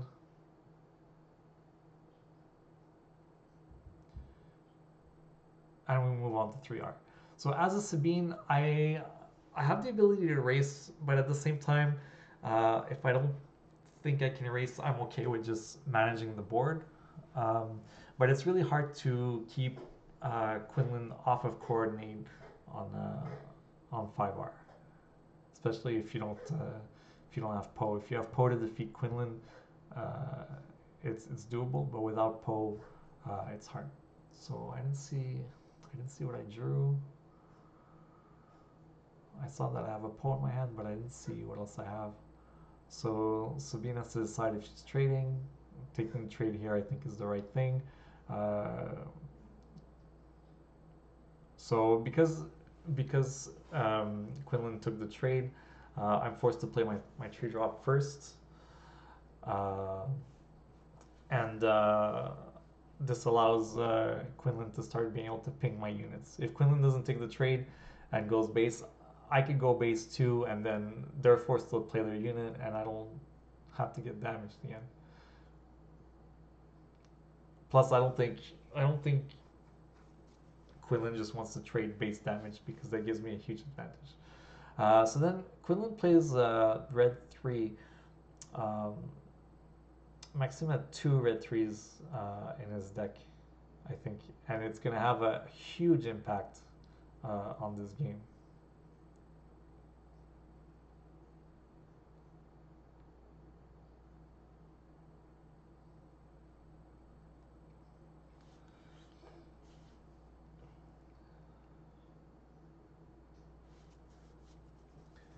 All right, so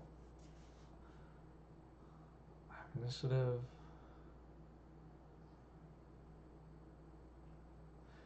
I decide to open with a ping because I don't want to play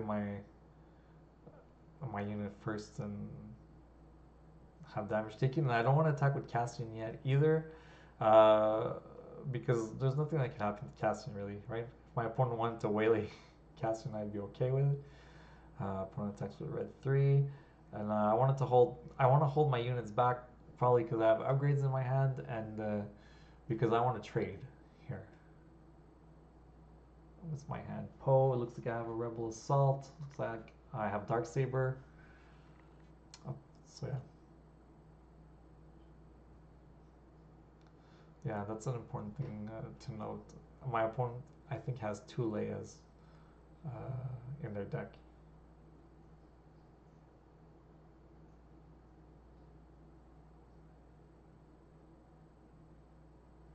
So my opponent passed, I think. And the reason they passed is the pass here is actually pretty good, right? Um, I'm not gonna just claim, and by passing, if I do play an upgrade on one of my 2 units, they could just play Sabine. They can just play Leia, I mean, and exhaust the unit. And if I do attack with one of the unit, they can just play Leia and exhaust the other one. And so that way they guarantee that they're not going to take damage from an upgrade this turn, right? So that's pretty good. I had not thought of that when I played my turn. I don't think would have changed anything.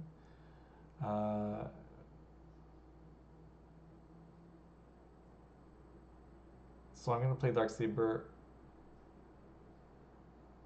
on Cassian. All right.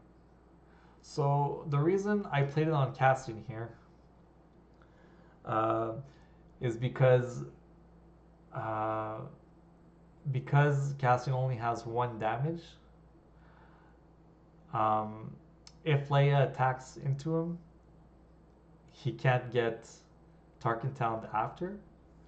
And because at 7 attack, he could defeat Quinlan, and he could put an XP on Sabine. If I put the Saber on Sabine, Sabine can defeat Quinlan, um, and that's pretty much the big difference, right? So that's why I chose to put it on Cassian. So I guess my opponent doesn't have any Waylay's main deck because that wouldn't be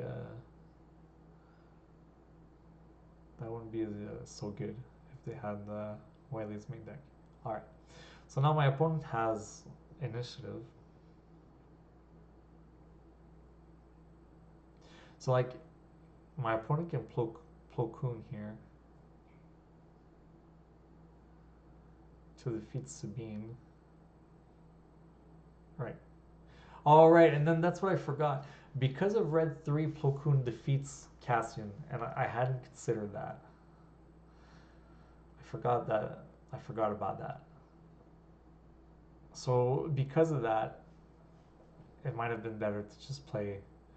Because of that, and because I had Rebel Assault in my hand and Poe, it would probably have been better to just play the Darksaber on Sabine. Yeah, definitely. Yeah, because then my opponent would not have been able to trade into Sabine, right? If he attacks with Plo Koon into Sabine, Cassian can defeat Leia, so Sabine will stay alive. Uh, and Sabine would have defeated Plo Koon anyways, and then my opponent will have to use Quinlan to defeat Sabine, but Quinlan will be left alive with like 1 damage, and then poke in ECL like something else, and like deal with Quinlan. Uh, and then my opponent can like Tarkin Town probably Poe, and Cassian will still be alive as a 3/3 against the red 3 in space.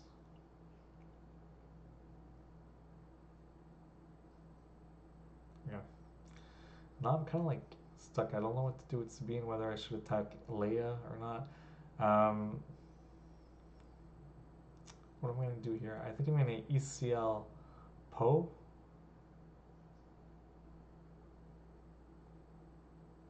I don't know what I'm thinking of doing. Oh yeah, because my opponent hasn't played Quinlan yet.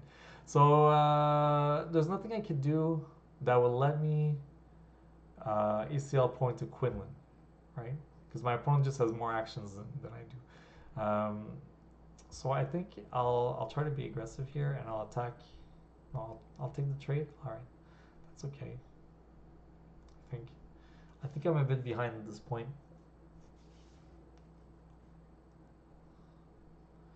because I just can't get Poe to deal with Quinlan this turn because my opponent has more actions.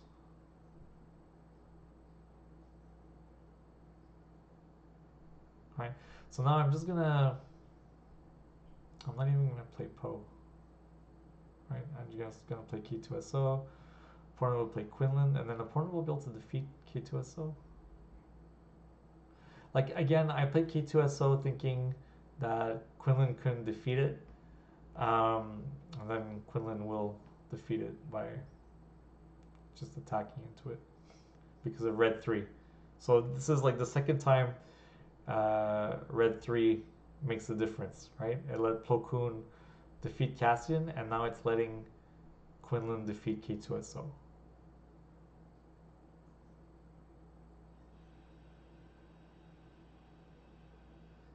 Right? I don't know if I had a Cassian resource, but playing Cassian would have been better than playing K2SO there. Okay.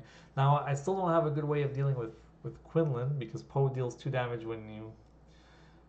Like I can't ECL Poe into Quinlan because Tarkin Town will defeat Poe, and I need Poe to come back. And because Quinlan has 3 life left, Sabine doesn't get rid of Quinlan either, so it's not a good spot. Not a good spot I'm in. Right. Although I'm still winning the damage race, my opponent has 7 damage on the board to my 3. So like I'm behind here.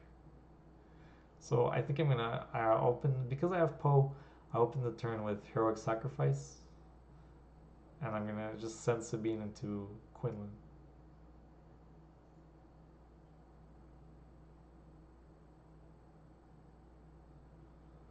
Right. So now I'm like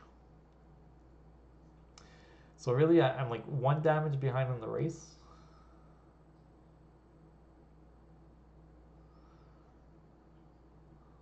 I'm like one damage behind on the race, but also one unit behind.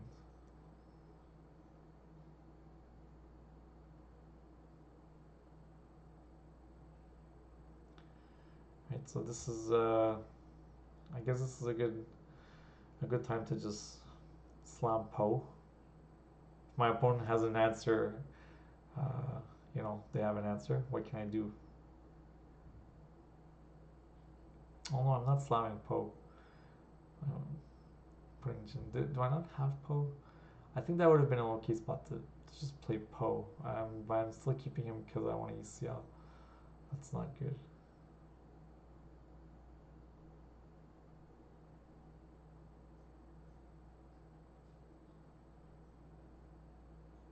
I don't know what my opponent's hand is, but because I'm behind, I probably just have to play Poe here and hope he sticks. Like worst case scenario, my opponent has Plo Koon, and I actually get rid of Tarkentown.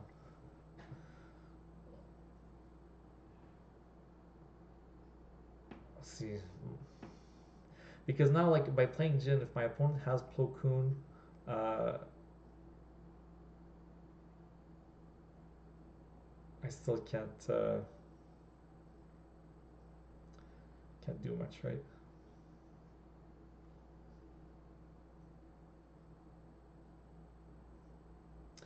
Just note that Plo Koon took 4 damage because there had been because Quinlan died that turn.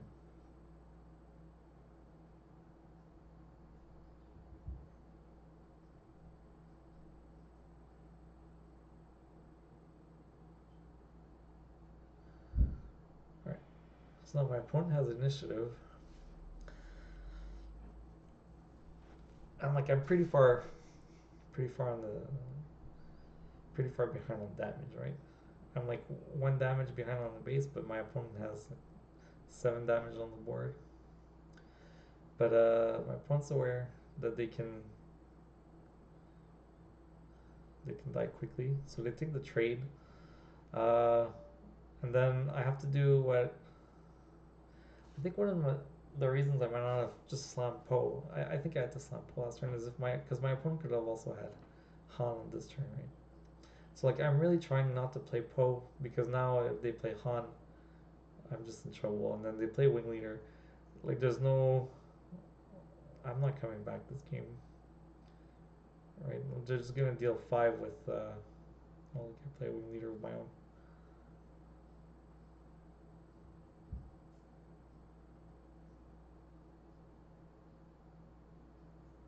To play Wing Leader to dodge Tarkentown. But my opponent just has, oh man, another Wing Leader. So like now they win. Now what happens is red 3 deals 7, so they win in like 2 attacks with red 3. I have no way of dealing with red 3. So I claim here. Not that it matters, but I could have pinged.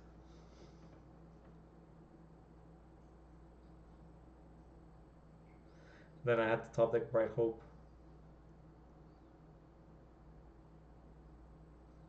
But I didn't top deck Bright Hope.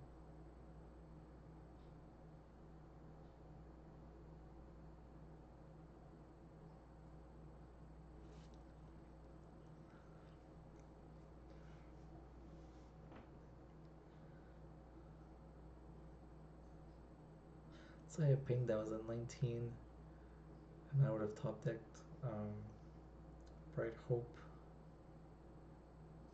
Yeah, I couldn't ping. Couldn't ping because the 2 wing leaders beat me after our 3 deals with Bright Hope. All right, so I got trounced that game mostly off the back of red 3. So that wasn't great. Now for the mulliganing, I think I just bring in the 2 timely interventions. I need Sundari Peacekeeper, so I don't want the Fighters for Freedom. My opponent's deck has no Sentinels anyways. I don't need the Confiscates. So really all that I needed are the 2 timely interventions. And I don't remember what I take out for them. I think it's the daring raids. Either the daring raids or um,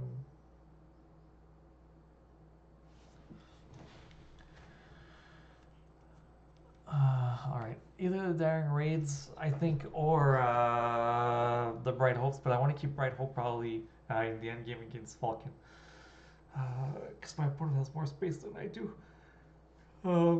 So I could see a case for either one of the two, either daring raid or bright hope. I think I decided that I'm just quicker than my opponent, so I don't need the defensive bright hope, and rather the daring raid um, to close out the game. So I think I took out the bright hopes, but it's possible I did otherwise. So now here we can see my opponent's sideboard. My opponent has spare the target in his side, so he didn't have any Awele's main, but now he has three Awele's essentially um, in the sideboard. I wasn't sure how he was gonna sideboard because he didn't have really many things to take out. I wasn't sure if he was gonna take out the sparks or add the third one. And he had three disabling Fang Fighters that he needed to bring in for sure. So it's important to note that now that we're sideboarding, he has removal for the upgrades. He has spare the target to bounce a non-Sabine unit with an upgrade. So I don't really want to play my upgrades on units that are not Sabine. And he also has disabling Fang Fighters to get rid of upgrades in general.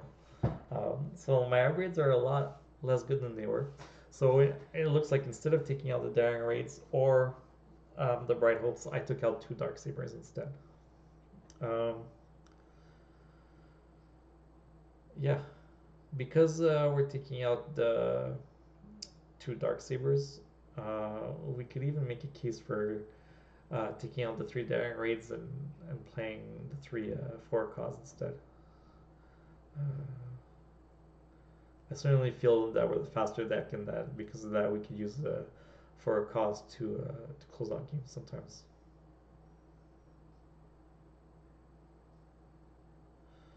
But if we're gonna do that, after taking out the Daring Raids and putting in the after taking out uh, the Sabers and putting in two timely interventions, we still have 8 misses, right? So if we take out the Daring Raids to put in the four cause, then we only have 5 misses for four cause, and that's okay. Yeah. So because of all the upgrade removal, I took out Dark Sabers because I don't feel like Dark Sabers matter all that much in this matchup. I just want the generals played. I don't want to pay 4 for an upgrade and have it get defeated by the disabling Fang Fighter. If it's 3 for 3, it's okay, but I don't want it to be 4 for 3. I don't want to get out tempoed.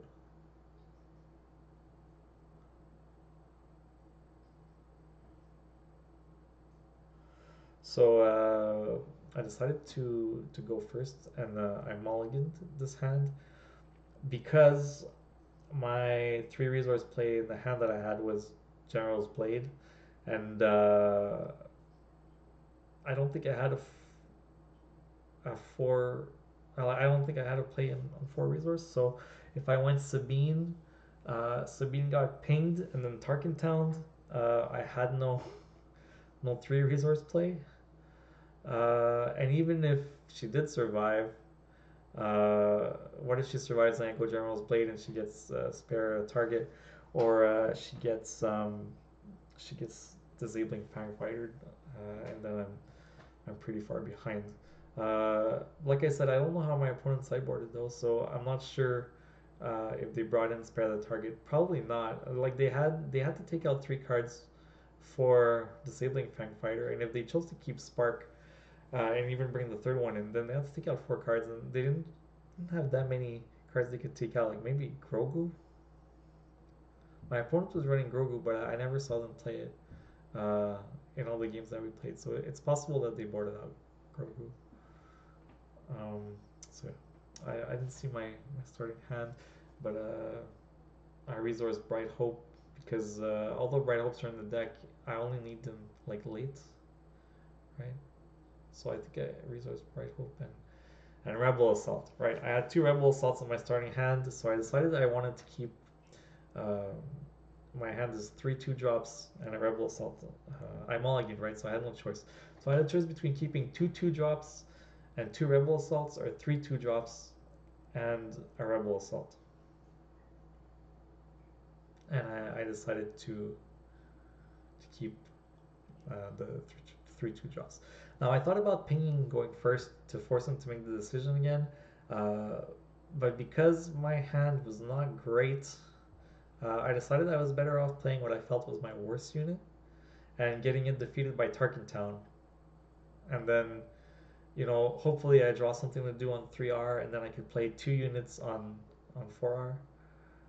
Uh, so this was a pretty, that was, of all the 2 drops that my opponent could have had, uh, Leia was probably the best one for him to have. Because, sure, any 2 drop defeats my unit, but Leia's just 2/2.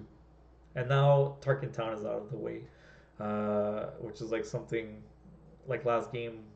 Neither of us used our bases, right? So now at least Tarkin Town is out of the way. So ECL will actually provide me an advantage. So whatever advantage my opponent just gained with Tarkin Town, I'll get it back later on, right? So I drew Cassian, so that was convenient.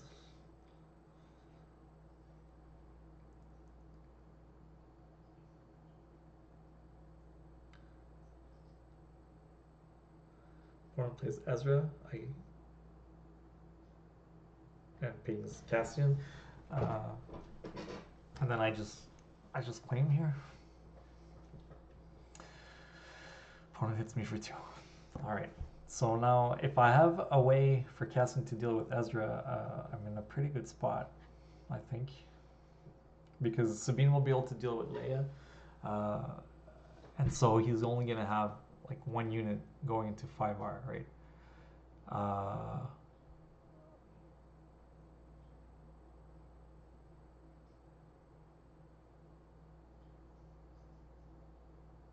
and I even have 2 units that I could play this turn. I have Rebel Assault. I have General's Blade. So my hand is pretty decent here. Either I'll play General's Blade on Sabine, or I can play 2 Marines. Um, so because I want to defeat Ezra, um, I'm gonna play Sabine here, right? So my plan is to Rebel Assault to defeat Ezra with Cassian. So I'm gonna play Sabine first, so I get the +1 from from the Rebel Assault. This also lets me um, see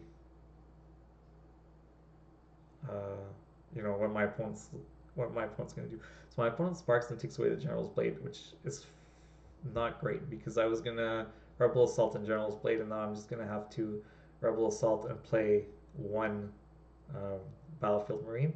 But at the same time, I can defeat both of my opponent's units here. I should defeat Leia, or else Leia's just gonna defeat Castian. I should defeat Leia here.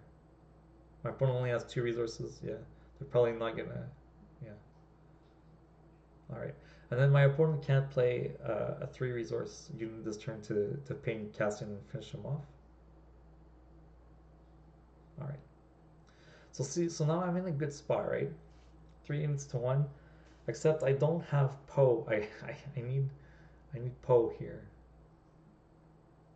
because now my opponent is gonna be able to like I can't do anything about the the X-wing, and I don't think I can do anything about Quinlan. So my opponent will be able to Plo Koon, right? I need a way to deal with Quinlan, and because my opponent took General's Blade away, last turn I don't have one, and now I think my hand is like General's Blade and Marine. Yeah, so my opponent flips Quinlan.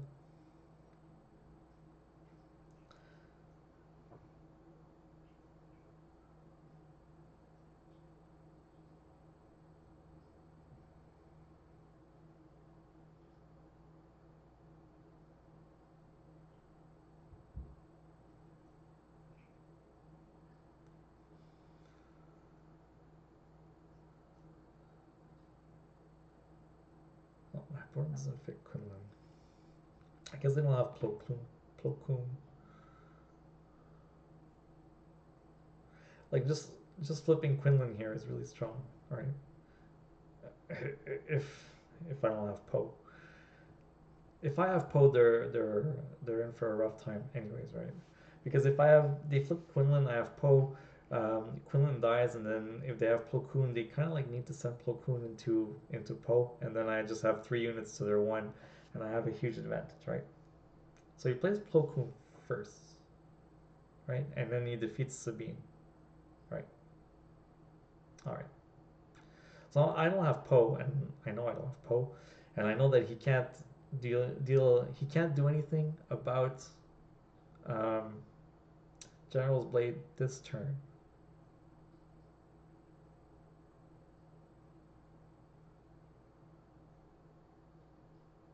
Right? So here, this is my point of view at this point in the game.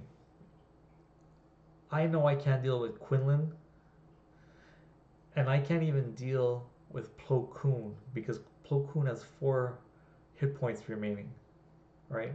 So unless I draw a Wrecker or Poe, I'm not dealing with anything. So now I'm pretty sure I know I'm in a really bad spot this turn. Um, I'm pretty sure I'm going to lose this game.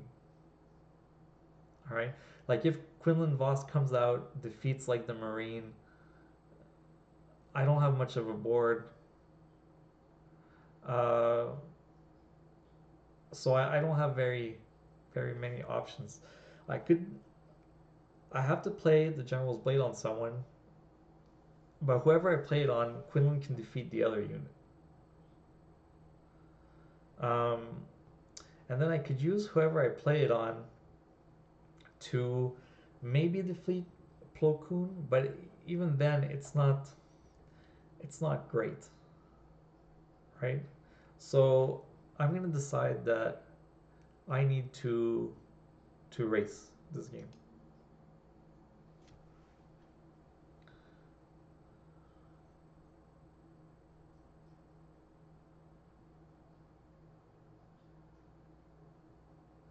I'm gonna decide that my only way to win this game is if I play like the General's Blade on something, I attack with it, and like my opponent can't handle it, right? And then I have 2 options, either to play the Blade on the Marine or on Cassian, and I decided to.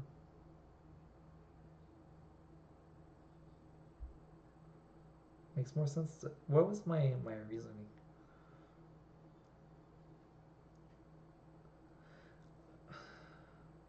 Because I think I'm gonna end up playing the Blade on Cassian here, and I have a reason for that. I just want to see if that's what I'm gonna do. Get tanked for a while here.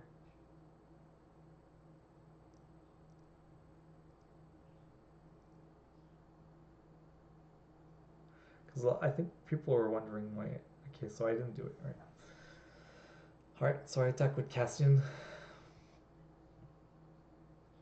Opponent's at 3.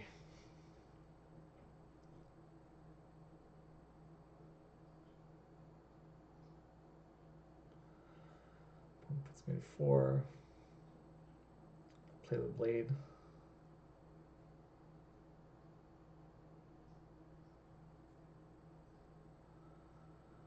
Opponent plays Quinlan. I hit the base for 6. Alright, I hit the base for 6. Now my opponent's at 9. Alright. now my opponent's gonna attack with Quinlan, and I'm not even gonna play the Marine. I'm gonna claim. Just let the game catch up a bit. Quinlan's gonna attack, I believe, and defeat Cassian. So this is where Sabine scares people. Right? Is that what my opponent's gonna do? Defeat Sabine? Defeat Cassian? Puts him at 20.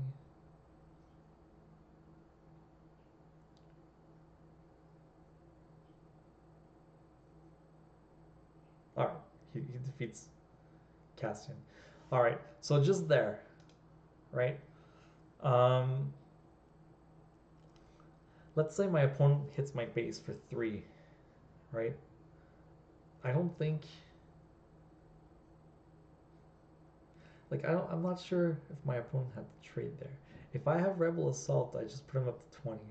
I deal 11 and put him up to 20. And then I still have 5 resources next turn. So yeah, maybe. I guess he has to trade. Alright. So now I have to choose between claiming and playing my Battlefield Marine. And if I play my Battlefield Marine, because he just traded, there's a good chance that Plo Koon will just defeat my Marine. And then the game is just over for me, right? Unless I draw a Wrecker or Poe. But they're both really good if I draw them now as well, right? So I could just claim here and not play the Marine. Hope I draw Poe or Wrecker. If I draw a Wrecker, I wipe the board, and I think I win in this spot, right? But I don't draw either. So now I have a Marine, a Fleet Lieutenant, and Sabine. All right. So now I'm thinking my opponent is at 9. If I Fleet Lieutenant and hit them for 8, I put them to 17. And if they don't defeat my Marine, I just need to top deck a Heroic Sacrifice or a Fleet Lieutenant to win the game. I could also top deck a Rebel Assault, except that I already drew all 3 Rebel Assaults. I resource 2, and I used the other one on 4R. So that's not enough. So I can Fleet Lieutenant the Battlefield Marine and have 2 Heroic Sacrifices and 2 Fleet Lieutenants left in my deck to win if my opponent leaves the Battlefield Marine alive. What I was calculating is if my opponent was able to defeat me, was able to kill me this turn, because they have 9, they have 11 damage on the board. That puts me at 15. And they could have played a Falcon. That puts me at 18. Or no, that's it. They could have played 2 Surprise Strikes to put me to 24. So the 2 Surprise Strikes weren't enough, right? It's 3, 9, 11, 14, 17. 3, 9, 11, 17. Yeah, they hadn't resourced yet, I think. So they could have had like Falcon, Surprise Strike. Anyways, I calculated that I cannot lose this turn, but I also had to calculate how many actions things was going to take me, and if my opponent could claim like less within 6 of defeating me and then just attacking again with Plo Koon. So now my opponent here again has to decide if they're going to defeat the Marine. I think if they defeat the Marine here, like if they wipe my board, they keep Quinlan, I get to play, I don't know, whatever garbage is in my hand, and then I need to draw like Wrecker or something or Poe to be able to come back, and I don't have those, right? So now my opponent is calculating. and decides to attack my base, which is great because now I'm pretty sure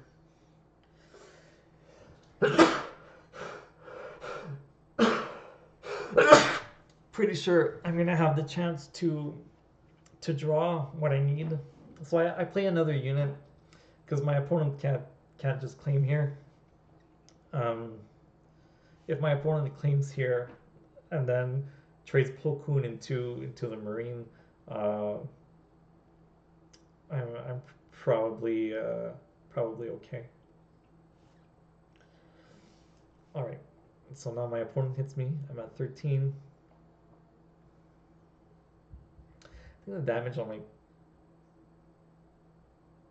base is wrong. No, damage on my base is not wrong. All right, so I'm really at 13. All right.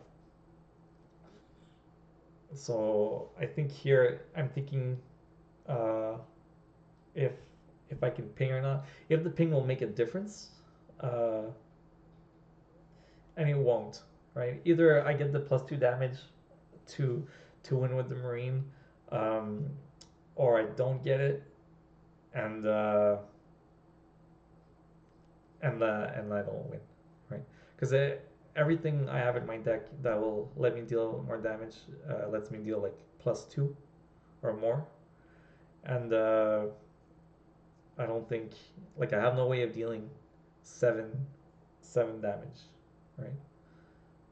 My 2 units attack for 6, so that's it. I have no way. Right. So I claim here.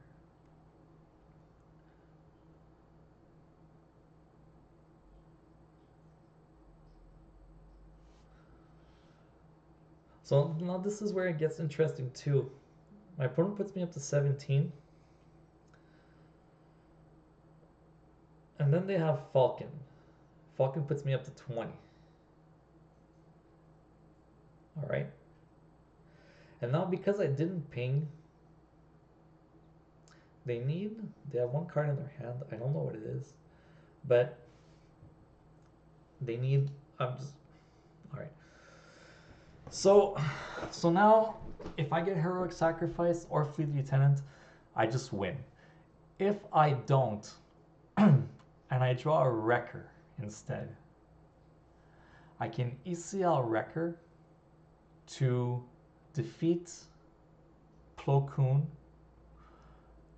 and Quinlan Voss, deal 3 damage to my opponent's base, put them up to 20,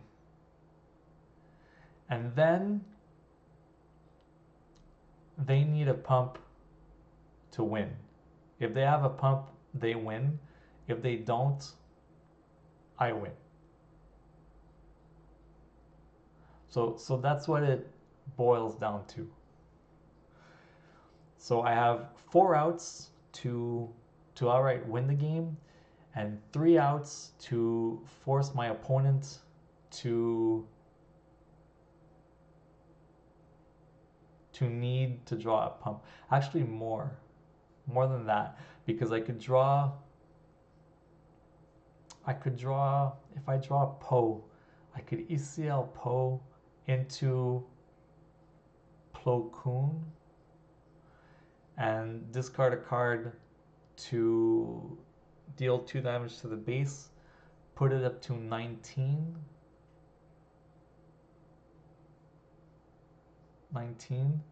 And then my opponent needs a pump again. Then my opponent needs, they don't really need a pump. They need a way to deal with my Marine, and then if they have a way to deal with my Marine, they probably win if they don't make any mistakes. Because I put them up to 19 to deal with the Marine. One of my units puts them up to 22. Quinlan deals with my other unit. And then that's it. Then they win. All right. So, but I get lucky. I draw my 4 outer. I get heroic sacrifice, and the game was over. I don't. We went a few turns without putting resources, I think. So I'm not 100% sure on what my odds were of drawing the heroic sacrifice. Um, I think it was a bit less than 20%. I think I think we were on turn. I think I was drawing cards 15 and 16 of the game, right? We were on. I think we were on 7R. I think we were on 7R, and we were drawing cards 15 and 16. So I had 36 cards left in my deck and 4 outs. Uh,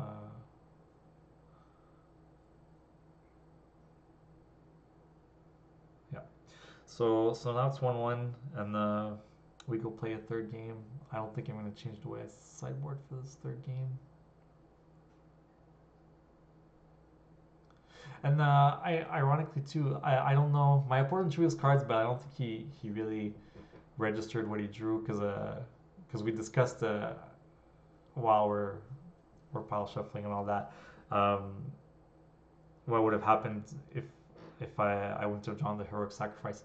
The other card that I drew was Wrecker, so I got both of the cards I wanted. So we were just wondering. I drew Wrecker first and then heroic sacrifice. If I would have just had Wrecker, I asked him if he had a pump, and he said he didn't know. So I don't. I think we saw him draw the 2 cards, but I don't think he really had a chance to look at them before I showed heroic sacrifice and he put them away. Um, so the first 2 games of the top 4 were nail biters. Not at all how the 2 games in the Swiss went. Um, so I'm just hoping we could have a repeat of one of the games in the Swiss. Also, at the other table, Marc-André Martin, I think his last name is playing against Kevin Axel. And Marc-André already has his invite. He already has the day 1 bye, and he's winning 1-0 against Kevin. So there's a good chance that the winner of this game gets the day 1 bye, whether they win or lose the finals. So the game feels like it might be the most important game of the day.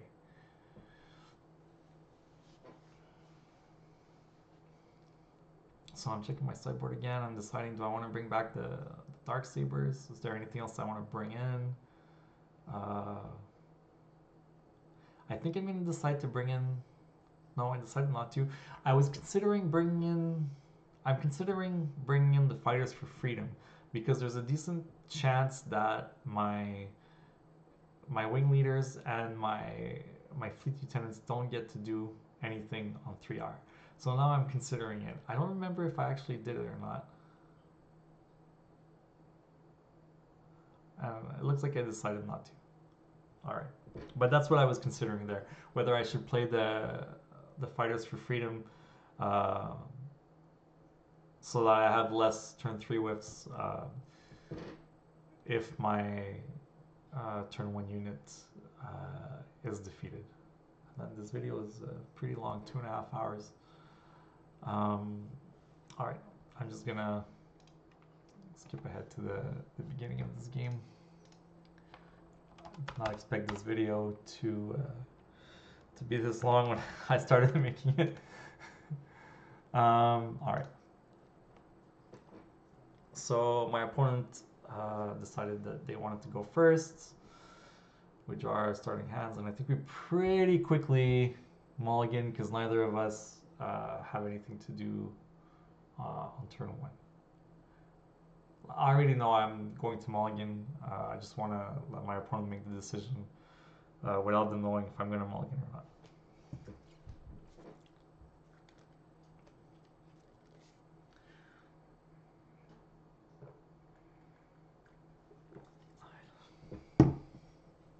So we both mulligan.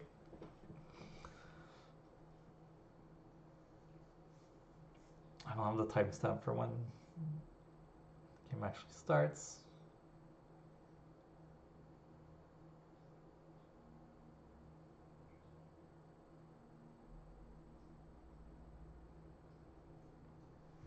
I guess I should move my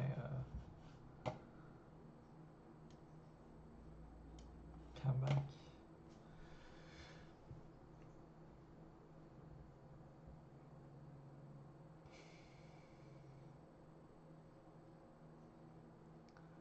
All right, so here we go.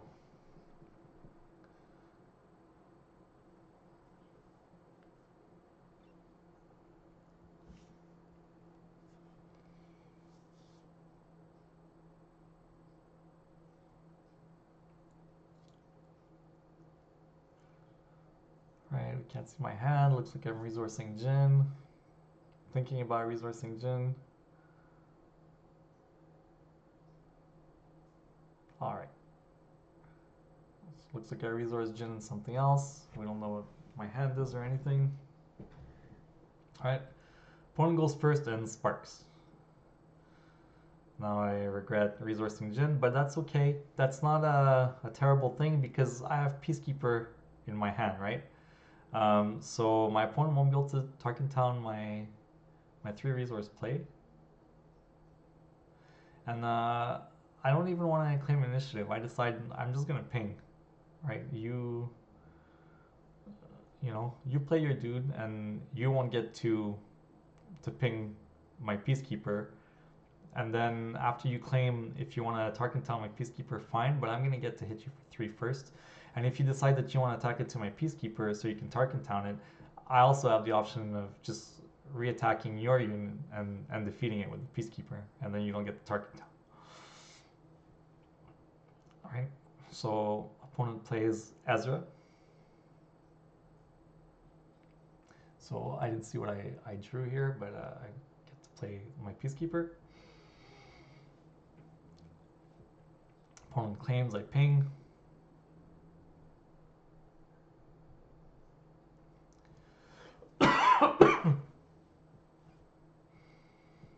Right, so now opponent's like in a tough spot, right? Because he can't, like, he's not happy attacking my base because then I'm just gonna restore and then attack his base. So and then damage will be 5-3, and then if he attacks the Peacekeeper, I'm just gonna attack back into Ezra, and then the damage will be 0-2. Right, so he doesn't have much of a choice to attack the Peacekeepers, but he actually, oh no, that's it. He attacked the Peacekeepers. Yeah, that's it. He doesn't have much of a choice because if he goes base, I'm just gonna go base, and he's behind on the race, right? He's got to get rid of my Peacekeeper, and then he flips casting and discards it. So I'm gonna consider whether I'm gonna attack opponent's base or Ezra, and then I just decide.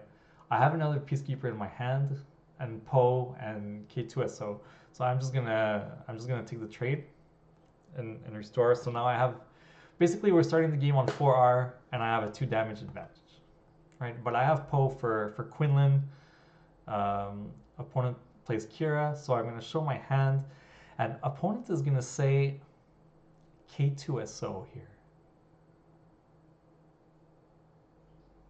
I think. From, if I remember correctly, I'm gonna, yeah. So he says K2SO, which is odd to me.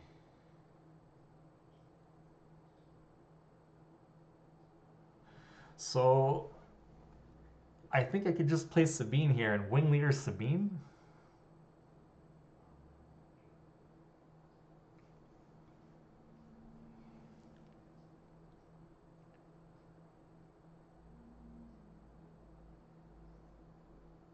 Like, I mean, to be fair, opponent's in a really tough spot here, right? Like, all my cards are good, and I'm gonna have plays. I have a play this turn. I have a play next turn. No matter what he says, I might have been tempted to say Poe here. right? Because I think I'll just pause for 1 second. So my hand was Sundari, Peacekeeper, Wing Leader, Poe, and K2SO. I know my opponent said K2SO. I don't think I really. I don't think I'm gonna. I would play with the hand I have. I wouldn't play K2SO on 4R. I would either play the Peacekeeper or the Wing Leader. On 5R, I'm gonna play Poe most likely. If for some reason I can't play Poe, uh, I would probably play Peacekeeper and another card. I don't think I'm playing K2SO until really late. Um, I would probably say Poe to block that. Um, but honestly, my hand was like really good. I'll be able to work around whatever he says, right? Like my board is, I have a really big advantage right now, right? I have like a huge damage lead and a 4/7 Sabine and a wing leader. Uh, so like I have a really big advantage. Plus he knows I have Poe. He knows I have Poe. He must have a way to deal with Poe, right? Yeah, here I resourced something. I asked him if he'll let me take it back. He says yes. I forget what I resourced. It's probably like a 2 drop like Jin or something, so that I could play a 2 drop and a 3 drop if I didn't wind up playing Poe. Uh, yeah.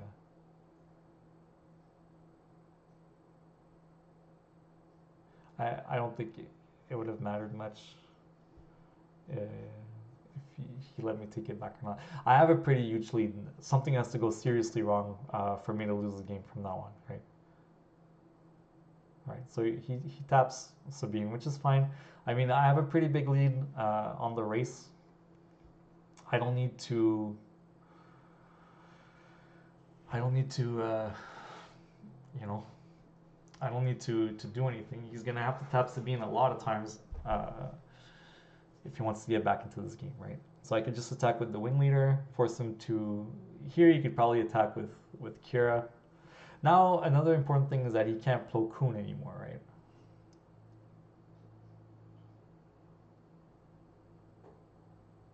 So he plays another Ezra, defeats the wing leader. That's okay. At least I got the damage in. And now I can ECL Poe.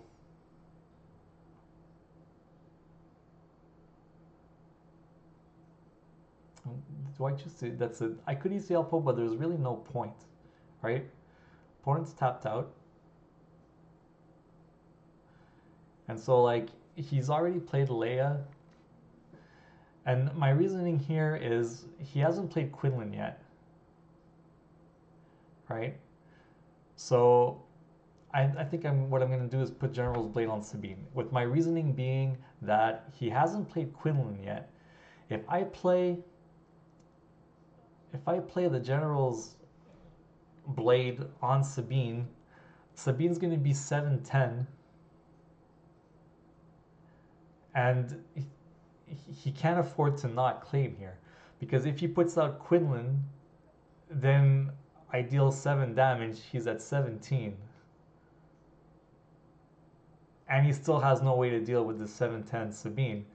I could just like claim again, and actually Sabine deals 8 damage, right? So if he plays Quinlan, he just goes up to 18 and has to throw like his entire board into Sabine to deal with it, and then I could just claim and win the game, right? So he can't play Quinlan. He's got to just claim, and then when he claims, because he can't play Quinlan, I have the A-wing that I could put up in space. And so even if he manages to deal with Sabine, the A-wing will deal 3 damage, right? So he's in a rough spot. Also, I've taken no damage, and if he claims, he's not attacking with Kira either. So he's losing a ton of damage to prevent the 8 damage, but he has no choice. So he claims, I play the A-wing, and then from this spot on, every turn it's, can you deal with Sabine? No. Then you gotta claim. so that you don't take 8 damage.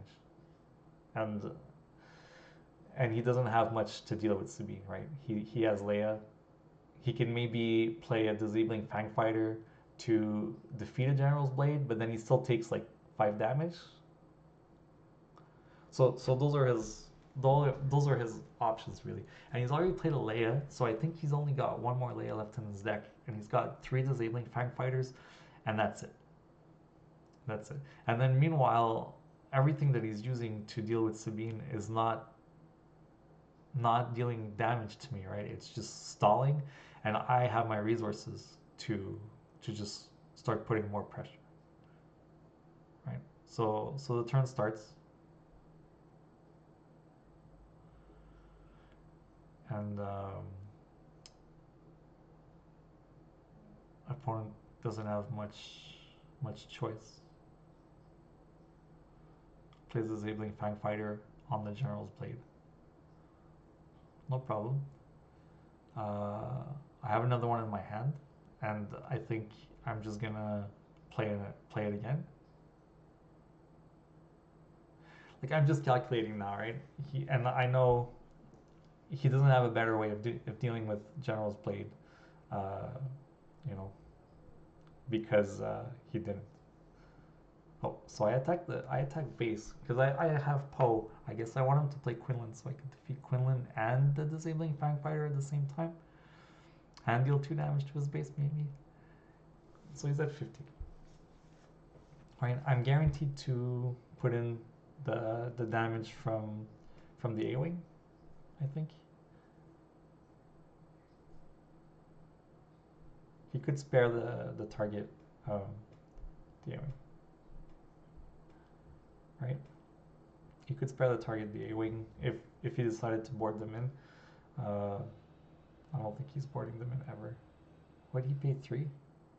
Okay, so he plays the 4 cost because he's trying to get something, right?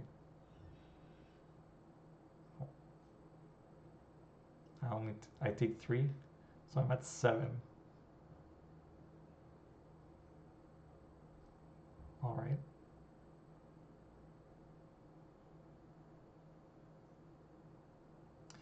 And so I deal the 3. Yeah, I deal the 3. So now he's at 18.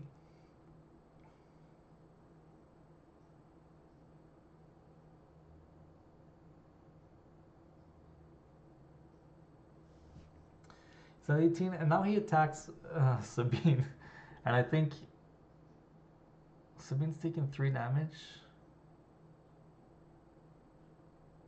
Sabine's taking 3 damage, and he can only deal another 5 damage, right? So if he attacks with Quinlan and Leia, he defeats Sabine. So I just play another General's Blade on Sabine, and now he's tapped out, and he can't defeat Sabine. And he is again in the same spot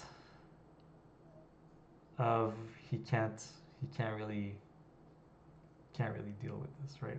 So he has to claim, and he has to hope that he top decks something, and then I get to play the Peacekeeper. So let's say he top decks something, whatever. He's at 18 damage, right? He finds a way to deal with Sabine. So he deals with Sabine, then I attack with the A-Wing, and then he can't deal with the Peacekeeper really. So he's at 21, and probably going to take another 3 from the Peacekeeper. So this game is firmly in control.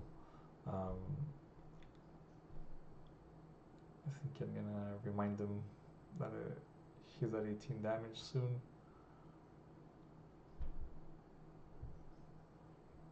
I don't know the dice say 15, but he's at 18 now, I think. Or maybe not. Yeah, I think we're... Yeah. Yeah, the damage for both of us, I think, is wrong. I think I have 10 on my life pad that's in front of me. I ended the game at 10. So... Oh, right. I am at 7, and he's going to attack with Ezra. Because he has no way to deal with Sabine, and his only hope is to try to top deck something. And he doesn't, so... What could he have top decked? 8, 10. Not much. Not much. Plo Koon doesn't even do it. Yeah. I was fidgeting a lot here because I had Wrecker in my hand too, I think. I had drawn Wrecker, and even the turn before, I was fidgeting a lot because uh, I didn't see what he could do to come back. Um, so yeah, so the games were good. This last game is more how I want to go, how I want the games to go, and then the first two were. I definitely got lucky on the second one. Um, Definitely got lucky on the second one. But yeah, I think overall I played this matchup decent. Um, Again, games one and game three, uh, neither of us used the epic actions, right? So I found that interesting that like the the games that were good for me were the games where I could stop him from using Tarkin Town if possible. So yeah, so that was good. I'll go on to the finals now. Uh,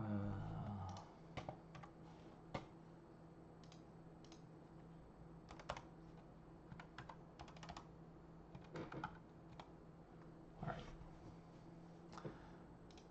All right. So again, my opponent starts. We're gonna draw starting hands. All right. So quick word before we start reviewing the finals. I played Kevin in round six, I believe. Five, five, six. Not sure. Uh, I played Kevin in the Swiss. Kevin is a Magic player. He did really well at the World Championships in 2024. He hasn't been playing Star Wars really long, but he picks up games really quick, from what I hear. And he was playing Pascal Maynard's Han 1 Yellow. Um, so so Kevin was playing well. I think from playing him in the Swiss, uh, the two games I went to in the Swiss, both games he was trying to accelerate his resources like as much as he could, and both games he got pole locked on 5 resources. I call it pole locking when Han doesn't have that many cards left in their hands, like 1 or 0, and you ECL Po and you discard a card, so they have nothing left in their hand, and then next turn they draw 2 cards and they resource one, and they have 1 card again, and then you attack with Poe and you make them discard it, and so you essentially log them out of the game to where the only thing they could do is play cards with Smuggle, and none of their Smuggle cards uh, are good against Sabine, right? We don't. Tech is really easy to defeat at that point in the game. He's like 2-5. They can't do anything with the blaster because they don't have units once they're pole locked. Um, and so like the only really good smuggle unit they have is the 5-5 Falcon. And if they're in a spot where they get pole locked, it's probably not enough to close out the game before we can win. So the first 2 games went like that. Um, I think it's just because he was inexperienced and he didn't know how to approach the matchup. So I was feeling pretty confident going into the finals that um, like the matchup was good for me. And it was really interesting that in the course of just like the tournament, playing me in round like 5 or 6 or whatever, I think it was round 6 actually, and playing me in the finals, you'll see he doesn't get pole locked in the finals. He goes for a completely different approach, which I thought was pretty cool.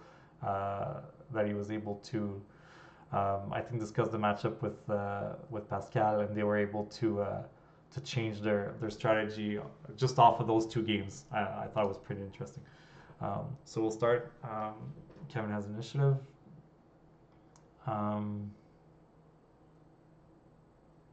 It looks like I have a garbage hand. All right. So from the deck list, I know that Kevin has two Waylays, and I believe that was his only way of dealing with upgrades. So my hand is not great, right? It's K2SO, two General's Blade, a Darksaber, Poe, and Jin. But I have I have Poe, which is good, and I have equipment, which is good. So opening with Jin, if my opponent accelerates and plays a 3/5, and then next turn playing General's Blade is good. If my opponent just waylays Jin, I still have another General's Blade for the next turn for Sabine. So I thought the hand was okay, and I'm going to resource the Darksaber and K2SO, I believe. Because I wanted to keep... No, I resourced one of the blades. I decided it was okay to go Jin into Blade, and unfortunately, he started leads. so I just get wrecked. But hopefully, but luckily, I think I draw like Sabine that I could play, and I draw another Poe, so I resource Poe, and at least I drew like something to play on 3R, because this game could have been over quick if he just sends lead into Jin and I don't have a play on this turn. But to be fair, I had a lot of cards that I could draw to have a play on this turn, right?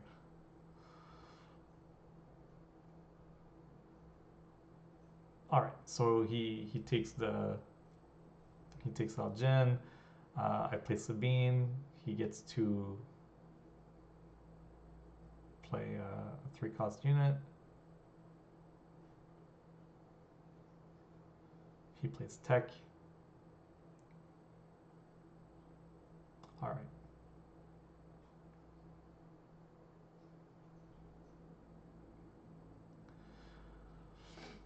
All right. So I have the initiative here. All right. And this is an important spot for Sabine players, and I'm gonna get it wrong. So this is the important spot. Opponent is gonna probably try to DJ. All right, or even if they don't try, there's a high likelihood that they DJ. So with my first action, it takes them 2 actions to DJ, right? They need to play a resource with Han, and then they need to play DJ. So I have the initiative. I need to be able to defeat DJ in 3 actions, right? I have 3 actions that I need to be able to defeat DJ, right? So I can't just play General's Blade on Sabine right away, because then opponent could just do something other than DJ. I have to give them an opportunity to do something. So what I should do is play Sabine leader as a unit. And then if opponent wants to do the DJ combo, they have to put a resource from their hand down. And then I play General's Blade on Sabine. Now, they don't have a way of dealing with General's Blade on Sabine. And so what happens is, if they play DJ and they take my resource, right away I can attack with Sabine leader into DJ, defeat DJ, get my resource back, and Han doesn't get to hit the table, and they basically time walk themselves, right? They paid 5 resource to deal 3 damage to a Sabine that's 5/8, right? So they basically don't do anything, and that's that. I'm gonna get it wrong, and I believe. Uh, oh, I attack with Sabine. Yeah, I attack with Sabine. The correct line is play Sabine leader as a unit, play General's Blade on Sabine, and then attack. Right. So because I did it this way. Oh, right, right. That's it. So I attacked. Anyways, what I did is wrong. Um, I should just place the beam leader first. So now because I did this, I'll still be able to defeat DJ. I'll still be able to get my resource back, but Han will enter the table.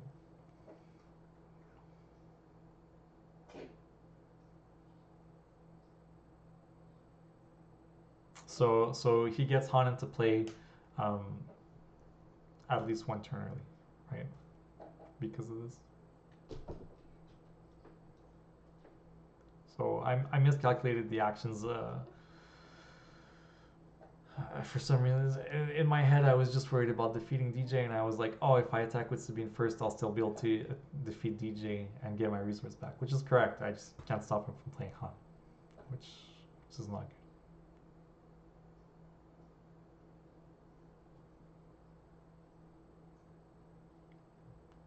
Usually, I make my opponent roll to see which resource they take, but in this case, I didn't really care because I knew I was going to get it back.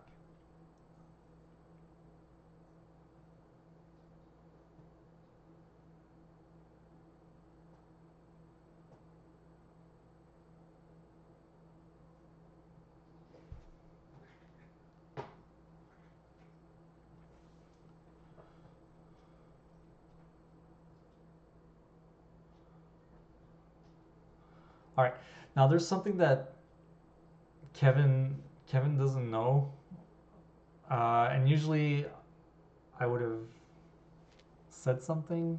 I should have said something. I don't think I realized. I was thinking of it from my perspective. Yeah. So see, I took the resource. He gave it back to me ready. I exhausted it, but so he should have one more resource ready. So the way the rules work for the resources is you can change which resources are exhausted and ready whenever. So even though my resource was ready when I defeated DJ, he could have just exhausted it and readied one of his other resources and given me my resource back ready. So I still took it back exhausted, but I should have told him that he could have readied a resource. So really, he would have two resources here instead of one. I don't know if he could have played something with the two resources, but yeah, that might have made a small difference.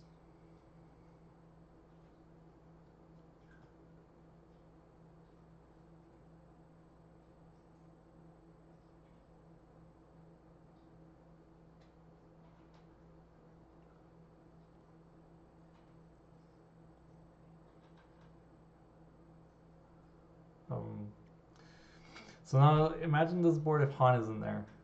How much of an advantage I have, right? We're both at 5 resources, and it's tech against Sabine, and I have Poe ready for Han, right?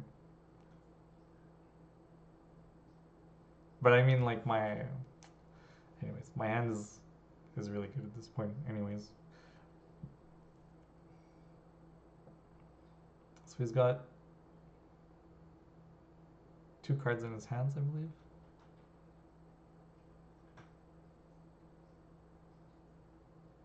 Two cards in his hands, right? Yeah, 2 cards in his hands.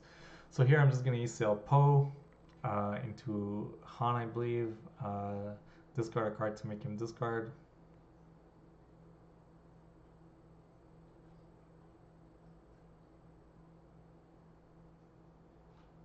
The goal is to try to, or actually, yeah, I'm not gonna. I don't think I discard a card to make him discard. I don't think.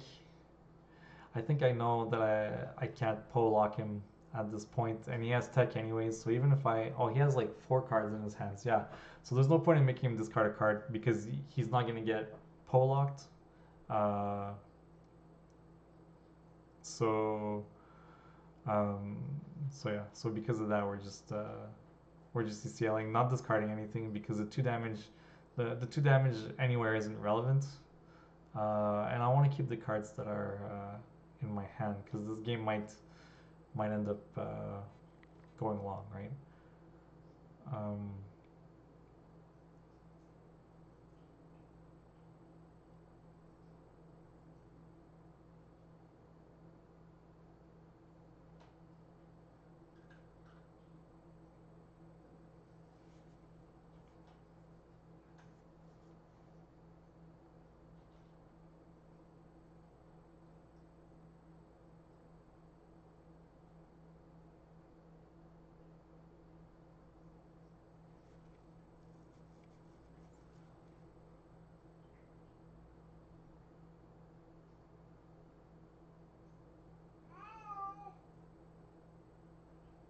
that's my cat that maybe you're hearing meow. Her name is Alice. It's very vocal.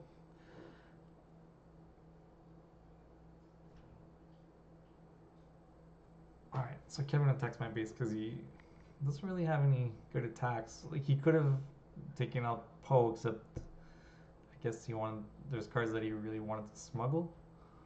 Um, so now I'm gonna think about whether I want to defeat Tech to reduce his options or not. I am at 6 damage, but yeah, let's I take out Tech.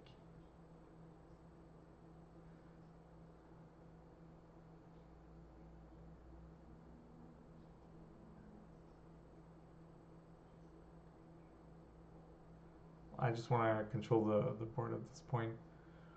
So he bounces Poe. It's not fun for me. I think I'm gonna draw a Wrecker here.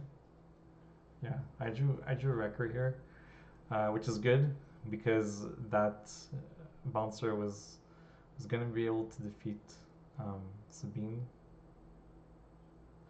One thing to note. Oh, this is game one. Never mind. So yeah, so now that I have Wrecker, I could just this is 6R, so I could just play Wrecker on and defeat the Cantina Bouncer, and he doesn't. If he wants to deal with Han, he's gonna. I mean, if he wants to deal with Wrecker, he's gonna have to play Han. Is that it? Like I decided not to play Wrecker because Han can deal with it too easily.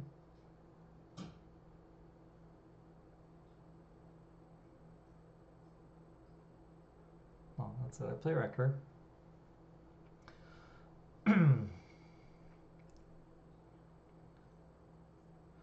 When I defeat a resource for Wrecker, I usually just try to show my opponents a low cost unit to give them as little information as possible. I don't want them to know that I resource Pose. I don't want them to know that I resource Wreckers. I don't want them to know how many and which upgrades I'm playing. I want to give them as little information as possible. So, if they see that I resource like R2 or Battlefield Marine or whatever, I'm fine with that. Like in this case, I show them that I resourced Rebel Assault because I didn't think the Rebel Assault was going to matter, and it's a game where I didn't have very many units that I could show them. But always try to show your opponent any relevant card if you can. Give them as little information as possible. So he plays Plo Koon to get rid of Sabine. And then Plo Koon's at 1.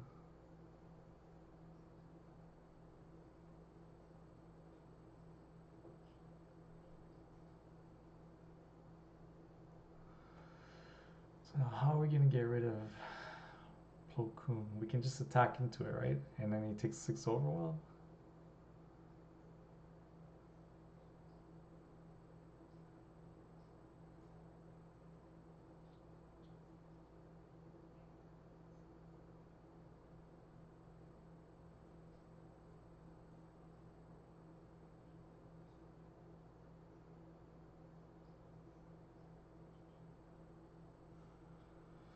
All right. Let's get rid of Plo Koon. Get rid of Plo Koon, and now if he plays Han here, I think the goal is to go K2SO and Battlefield Marine. Right. But we know that he has one Han in his discard.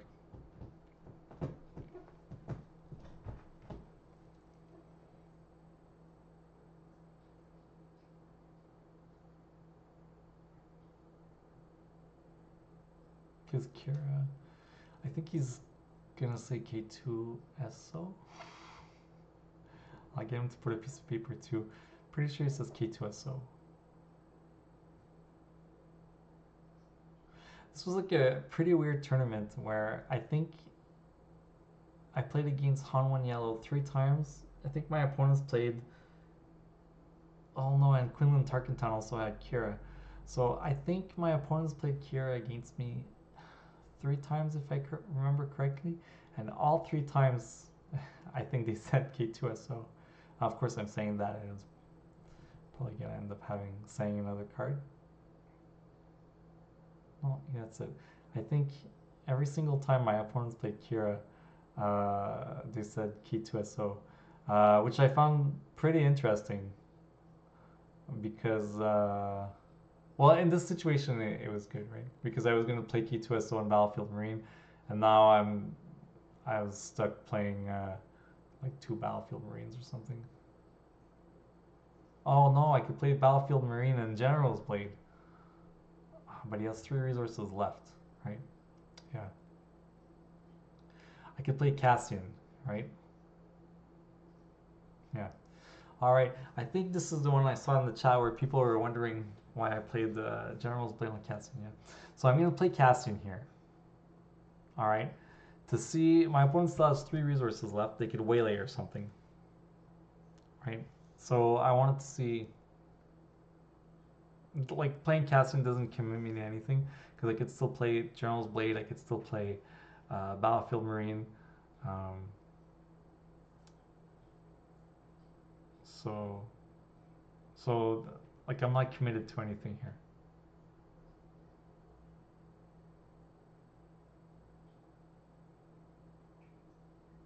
So, I think my opponent claimed? No, they didn't claim, they passed?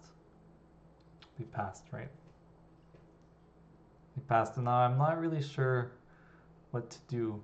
I kind of like don't want to ping because it's still possible for the game to get like out of hand if my opponent plays Han. So I don't really want to ping here, but I also just don't want to play the General's Blade into something, right? Maybe it's possible I just claim here. No, I can't just claim. I can't just claim in case they have waylay. If I claim and they just like waylay, I guess they shouldn't waylay Wrecker. No, I don't think I could just claim there. Might as well use my resources. So I play the Marine because I don't want to play. I think they're passing because they have waylay, and I don't want to. I don't want to take the chance to play the Saber and get waylaid. But they didn't. They had tech, so I'm not. I guess you didn't want to play tech, so I didn't play the General's Blade. So I claim. I claim, and then this is great for me because Wrecker gets to defeat tech and do overwhelm damage. Like Wrecker gets to defeat tech for free, right? Like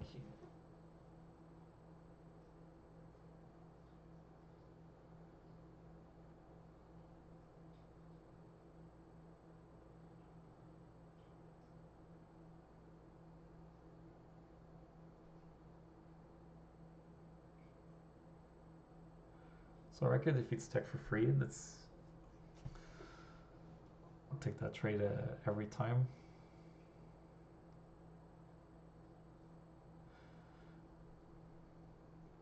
And like by now it's because of last turn, it's pretty clear that my opponent doesn't have Han, right? And if they don't have Han, they can't come back. It's really hard for them to come back in the spot without Han. So it's pretty much the only card I have to play around. right? Like cunning's not gonna do anything at this point in the game really. It's really just Han, right? I have like a huge board advantage, and it's only Han that can help him come back from that. And like I do have a response to Han, and it's General's Blade, right? Like let's say they play Han and they defeat um, Cassian, then I could play General's Blade on the Marine, get rid of Han. Uh, but preferably, I would like to play General's Blade on something else. So here, I'm going to play K2SO because Kira's finally dead. And I even have the Bright Hope in my hand that I can afford to keep in case all of a sudden he plays like double Falcon or something. Right? Like he's at 8 resources. He's one resource away from being able to go double Falcon. And that closes out games like really quick, right?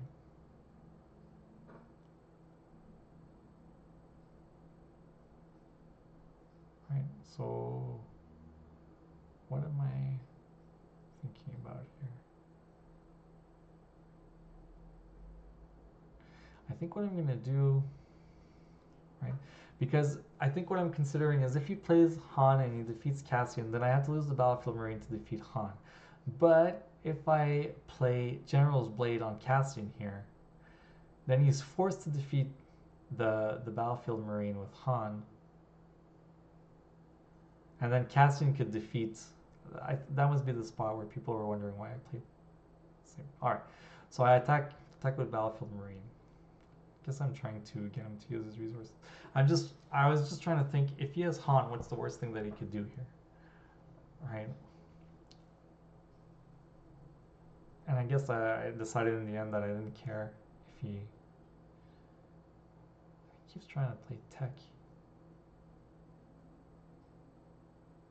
Wonder what his hand is. Can we see? He has like surprise strike and surprise strike and Falcon. Yeah. So his hand's not. His hand's terrible. So I'm just gonna. Yeah. I'm just gonna use. Yeah. Oh, all right. I had a fleet E10. So I just defeat Castian. Or sorry, defeat Tech.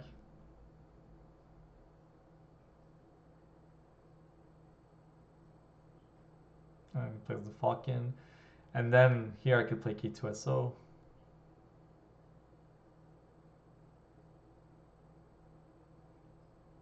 Oh, I played Bright Hope.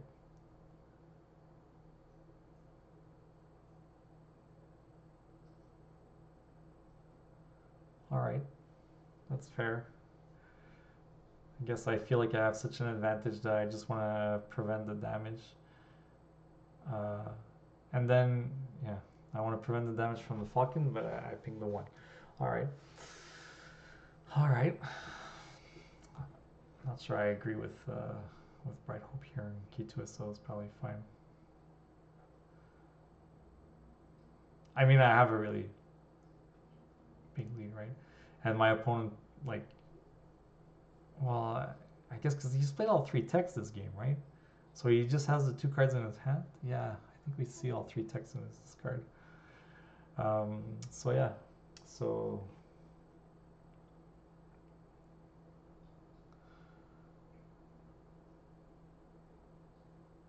yeah, so he has the 2 cards in his hands. Oof, looks like he drew more garbage. He drew like another surprise strike and cunning. All right.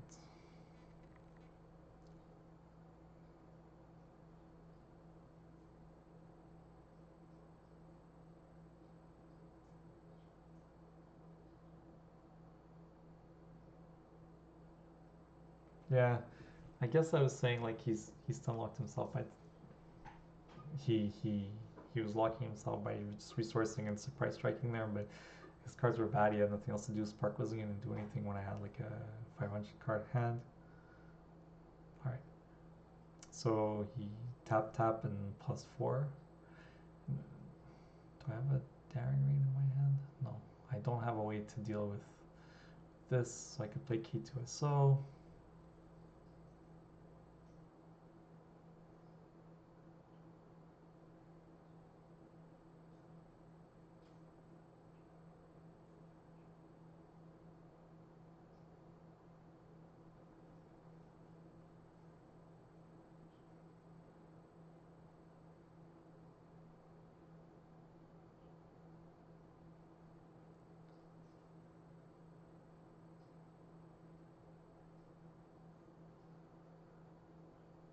don't see what my hand is. He has to attack, no? He hasn't attacked it. It's his action. If he hits me for 8, he puts me up to 15. What is he at, though? He's at 18. He's taking a lot of damage.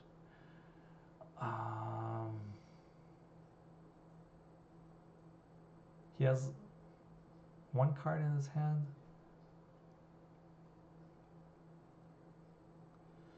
He has one card in his hand. He can go up to 3 cards. Most he could do is 12 damage in a turn, right? If he goes Falcon Surprise Strike, Falcon Surprise Strike. So I have to be able to win in 2 actions, right? Because he could go like, he could open his turn with Surprise Strike, deal 12, deal 6, put me up to 20, and then play another Falcon, and then Surprise Strike again and deal another 12 and put me up to 26, right? So I claim here to give myself 3 actions to win, right? I need to win in 3 actions because he wins in 3 actions. So I have 3 actions that I can win in, and I have to be able to also win through Cunning Surprise Strike, right? Yeah, Cunning Surprise Strike is not enough. He needs to use his 3 cards, and he has like 3 cards in his hands here. Yeah, so that's it. So that's it. The best he could do is Surprise Strike, then play another Falcon, and then Surprise Strike again and win in 3 actions. So I need to win in 3 actions. So I Heroic Sacrifice, K2SO for 6. So now he's at 24. Now he's at 24. And if he Cunnings, it's not enough, right? If he Cunnings, I still get 1 attack to put him up to 27, and then I claim. So yeah, he realizes the game's over. He concedes. Now for the sideboarding, I really should know how to sideboard this by now. I put in the 2 timely interventions, and I keep changing my mind about how to sideboard this matchup. I think because he was playing it slower than he was in the Swiss, that it's not a terrible idea to board in the timely interventions.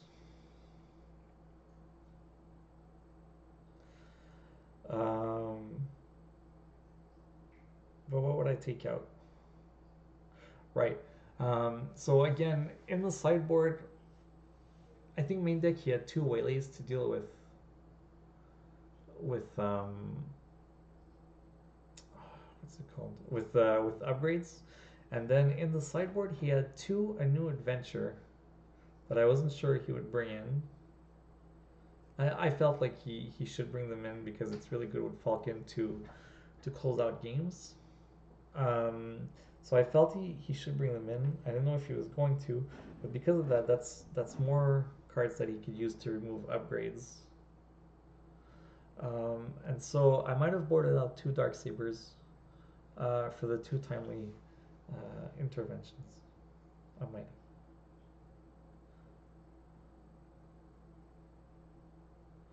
have. So one thing to note too about bringing in the timely interventions, I think the optimal way for Han1 Yellow to approach this matchup is to just go all out aggro, like Boba Fett Yellow used to do against Sabine. You know, Boba Fett Yellow would be the aggressor. Sabine would try to control the board, and then in the late game, Sabine would have the advantage with Poe and Wrecker if she was able to stay alive. I think the Han1 Yellow matchup versus Sabine is pretty similar to what the Boba Fett Yellow matchup into Sabine used to be, with one difference, and it's that Boba Fett Yellow didn't have a really good ground unit to compete with Poe and Wrecker, whereas the Han Yellow deck has the Han unit, which if you're able to get the game into a situation where Han unit is the only unit on the board and Sabine has already used DCL, then the game is over.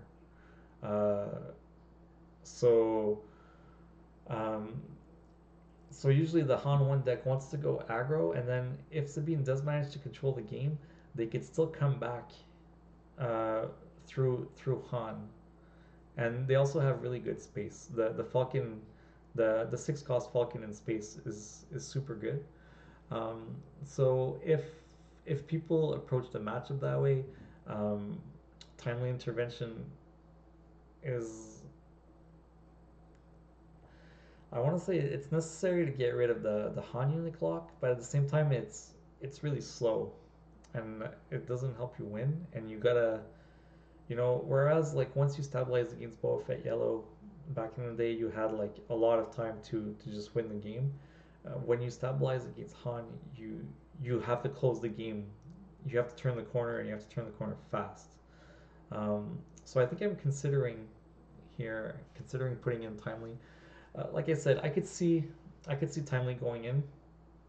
Um, Again, when you have deck lists in the top eight, it's a lot easier to make the sideboarding decisions because you know what you have to worry about. I know my opponent doesn't have removal. I know they have bounce. I know they have two waylays. I know they have two a new adventure. I know they have cunning, and that's it.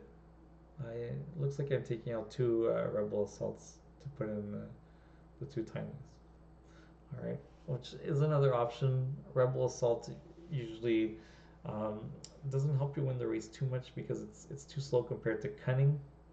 And once you've taken control of the game, your units are gonna attack. So it just becomes your units are gonna attack, and you're not gonna have initiative even with rebel assault. So it just becomes like a +1 damage. That's not as useful.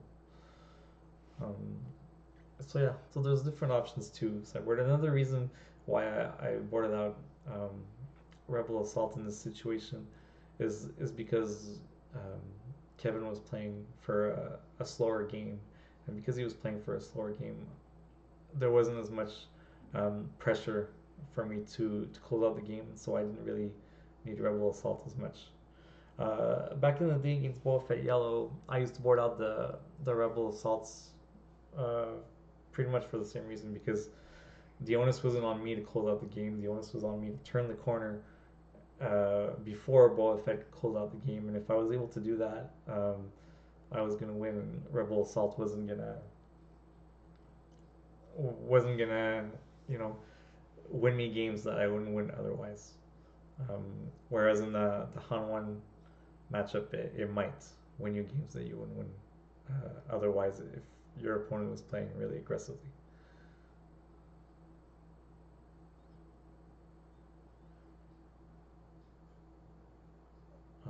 So I have a decent starting hand here. If I resource Sabine and Battlefield Marine, I have Marine on turn 2, Marine on turn 3, K2SO, and Wrecker. The problem is it's decent. Um, if I saw this off of Mulligan, I would be happy. Uh, but I don't think it's good enough to keep against Han One Yellow as a first hand, right? Because if he accelerates and plays a 3/5, it just eats my my my my turn 2 play and my turn 3 play, and that's it.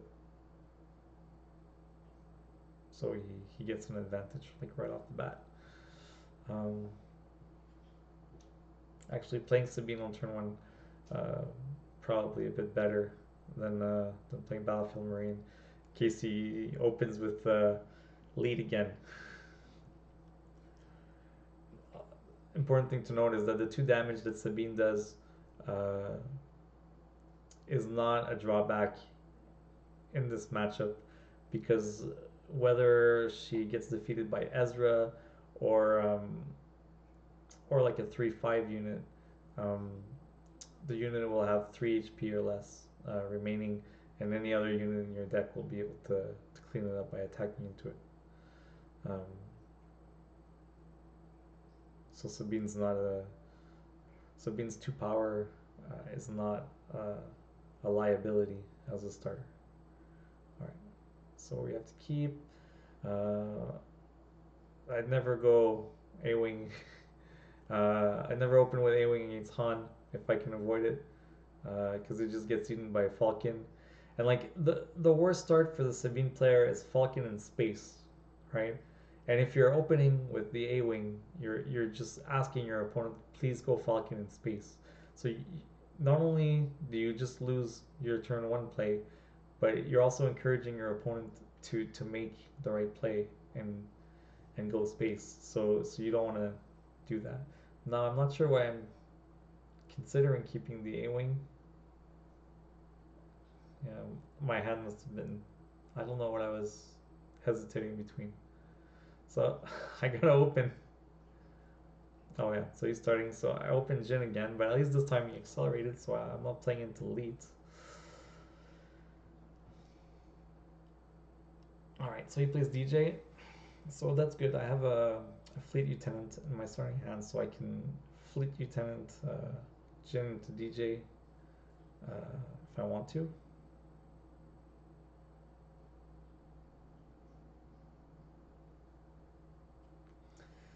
And then I think I'm going to do something silly here.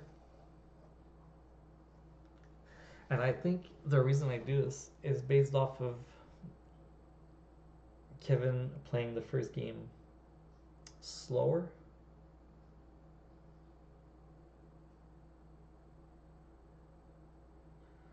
I'm just going to resource Daring Raid here. Daring Raid's not bad on the spot though. Maybe Sabine. Daring Raid or Sabine is a good thing to resource here. Yeah, I resource Sabine. I think I keep Daring Raid because on 4R I could Daring Raid DJ. Uh, so like I'm thinking that um, I'm thinking that Kevin will take will use DJ to defeat Jin or Fleet Lieutenant here, um, because he's been playing for a longer game. Uh, he played for a longer game in the first game. Uh, so I'm thinking that he's gonna go for the longer game again, and I'll let him trade with me. And I have Daring Raid for if he does trade with me. Like I'll have initiative. So after he takes the trade, I'll just claim and I'll Daring Raid and defeat DJ. That's my plan going in. Except Kevin's gonna surprise me here, and he's gonna play the blaster on DJ and deal 5. And now I'm kind of stuck taking another 5 from DJ because of that. All right. So in this matchup, there's a small difference between having 2 hit points and having 3 hit points, just as far as tech is concerned. All right.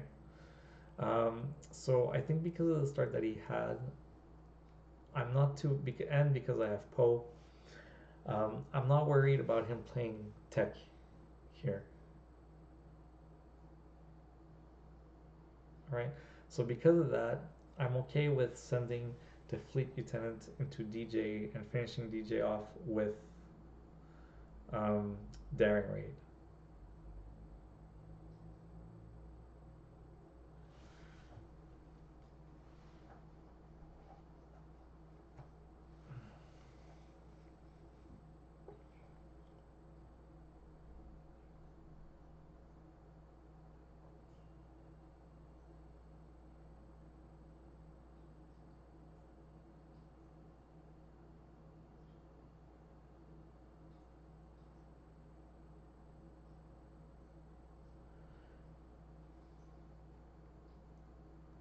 All right. All right. I think this is a small mistake, but not a big one. Um, I think it would have been better to send Fleet Lieutenant into DJ because I was going to kill DJ the turn. Jin was going to do an extra damage. I don't think it matters that much. And there's certainly an argument to be made that the 1 HP on the Fleet Lieutenant is more important than the 1 damage that Jin will do this turn.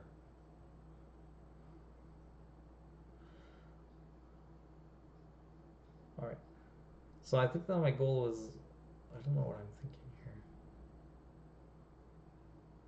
So I play Sabina. I'm not in a rush to Daring Raid DJ because he's attacked already. I just have to make sure I do it before the end of the turn, and I'm gonna concede an initiative this turn anyway. So there's no rush in playing Daring Raid. I think Han is gonna accelerate here.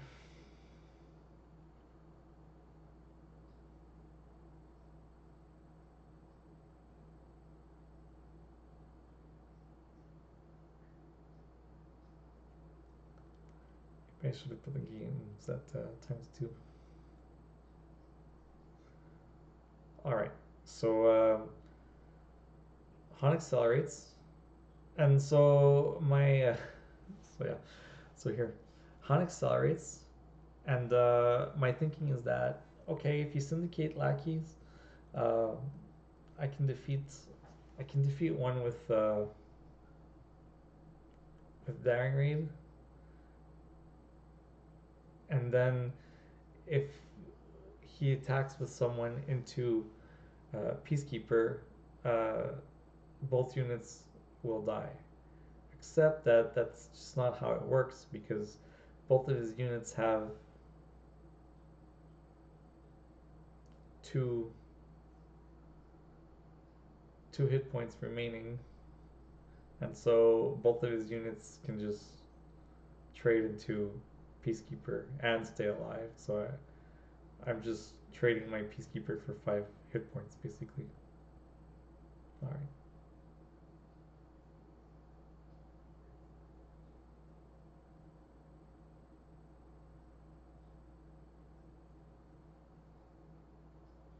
Alright. So it would have been better if the Fleet Lieutenant would have defeated DJ instead of hitting the base for 3, and then I would have a Peacekeeper and he would have nothing.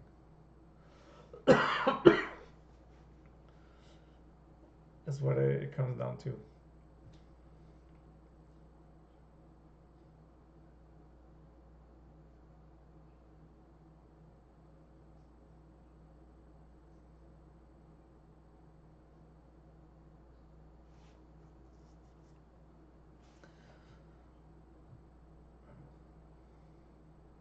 Alright, so I have. So my hand right now, I think last turn I drew Poe, and I feel like I need Poe to take control of this game, and I know he has Spark of Rebellion ×2 in his main and 1 in his side. So because I wanted to be Spark of Rebellion proof, I did not resource the second Poe. I kept the second Poe in my hand, and so yeah. So my hand is Poe and A-Wing, and so he taps both of my guys with Cunning, and he randomly takes a card out. Right. So I didn't think about being Cunning proof, but it worked out. He hit Poe, and I was able to ECL Poe into DJ and discard the card I had left. So now I have no hand, but my board is Poe, Fleet Lieutenant, and Peacekeeper,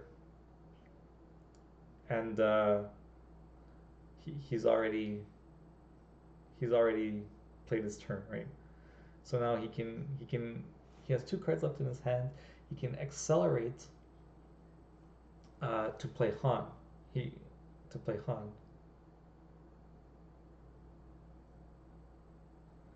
And then Han can only defeat the Fleet Lieutenant.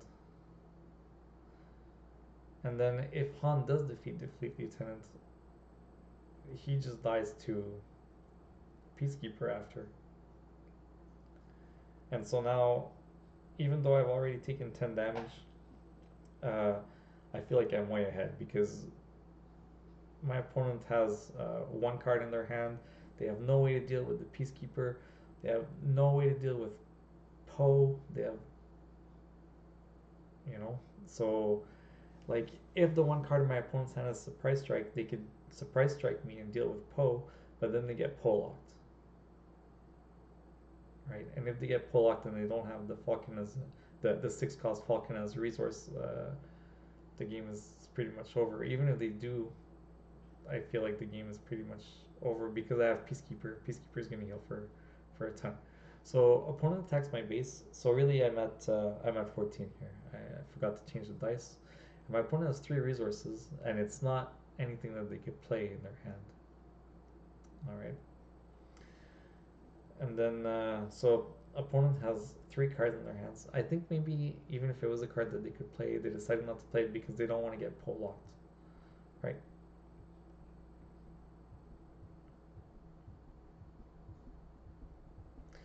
And the other thing too is I have such control of the board now because the opponent only has 6 resources. He can't play Han 6.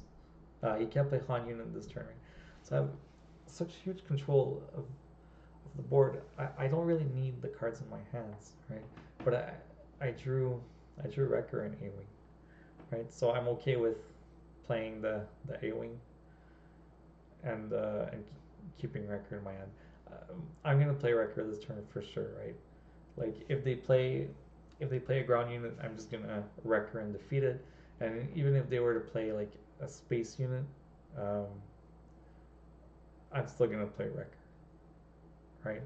If I had drawn, if I had not drawn Wrecker, I would not have resourced this turn because I would have wanted to discard a card with Poe, right? But because I drew Wrecker, I want to resource, so I'm able to Wrecker. All right. So Han gets defeated. Opponent is still at 8, so race is still in their favor, but they're gonna take 6 damage. I'm gonna heal 2, so really damage is gonna be like 14, 12 at the end of this turn probably, right? The only way they can deal damage to me this turn is if they play 3 cost Falcon and they don't. They use all their resources to go up in space. Now this is great because the most damage he can deal to me in a turn is right now is 14, right? He plays Surprise Strike for 2. I'm not even sure he could with the resources. Next turn he's gonna have 4. If he resources, he'll have 3. So yeah, so he could have 2 Surprise Strikes and a Falcon and a 3-cost Falcon in his hand to deal 14 to me next turn. That's the most damage he could do, right? Except I'm at 12, and in all those actions, I will be able to um, attack once with Peacekeeper and go down to 10.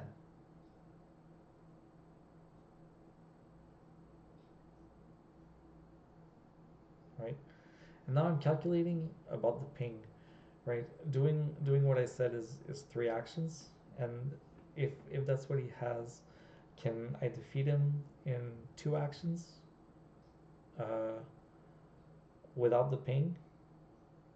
And the answer is he's at 14. The answer is yeah, I could have, but I also have to play around cunning, right?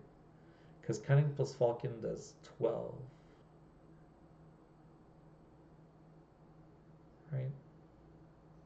9, 12, yeah. Maybe I shouldn't have pinged there. I lose to cunning and Falcon, right? He's at 15. So if he has cunning and Falcon, I lose here, right? He opens with cunning because I pinged, right? He goes cunning, taps Poe, and yeah, no, that's it. It does 12, but I heal 2, right? Because he would have to tap Poe and Wrecker, and then I would heal. So he would need. He has 3 cards in his hands. Yeah, he has 3 cards in his hands.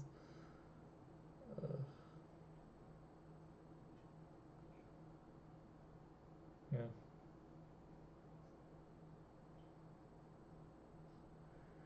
Is that 15? Oh, right, but I don't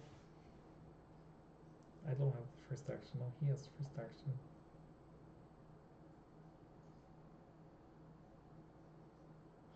Alright, I guess by pinging I lose to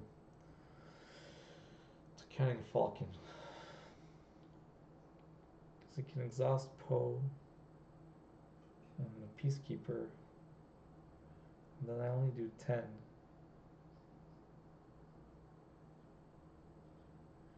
It needs us 12. Alright, I hadn't thought of that in the game. I had to not ping. But my reasoning for pinging was that I could win in 2 actions with Poe and Wrecker. I could hit for 8, put him up to 23.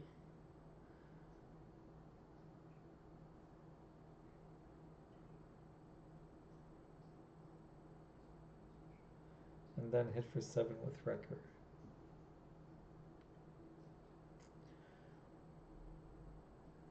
Mind you, in the spot already. Oh, but that was the thing. If he no, that's it. If he cutting, he had to tap Poe and the Peacekeeper, and he could have done it, right? Because the other thing is, if he didn't have cunning, and he couldn't tap Poe, uh, then he couldn't win because I was gonna discard a card, right? Yeah, that's it. So he does 8, puts me up to 21, and then he needs the Falcon, the 3-cost Falcon, and a pump, right? And his hand is, it's not that, right? So I hit him for 8, put him up to 23, and I tell him to discard a card, and I can't see what he discarded. And so he plays Gamorrean guards, and the game is over. That was me raising my hands. So Wrecker puts him up to 26, and he can't kill me, and then Fleet Lieutenant and the Peacekeeper get there. So the games were pretty close. I think I played them okay overall. I really needed to defeat DJ. That's really a decision I took because I thought Kevin was gonna use DJ to defeat my unit because he had been playing because he had played game 1 slower. But you could see even from the first game in the finals to the second game in the finals, I think he adjusted the way that he was playing. I also think game 1 he was close to winning. If he gets like a Han unit, he had like maybe 2-3 turns in a row where he could have gotten a Han unit and just taken control of the game. So anyways, that's it for the video. Thank you to all my opponents. Thank you for the Mythic Store. Thank you to Marc-André and Vladimir for streaming the event. The event was great again. Everything was good. And thank you for watching. If you have any questions, feel free to email me or write in the comments. I'll try to have the timestamps up in the comments to go directly to the matchups that you want to see. And thanks for watching, everyone, and have a good day.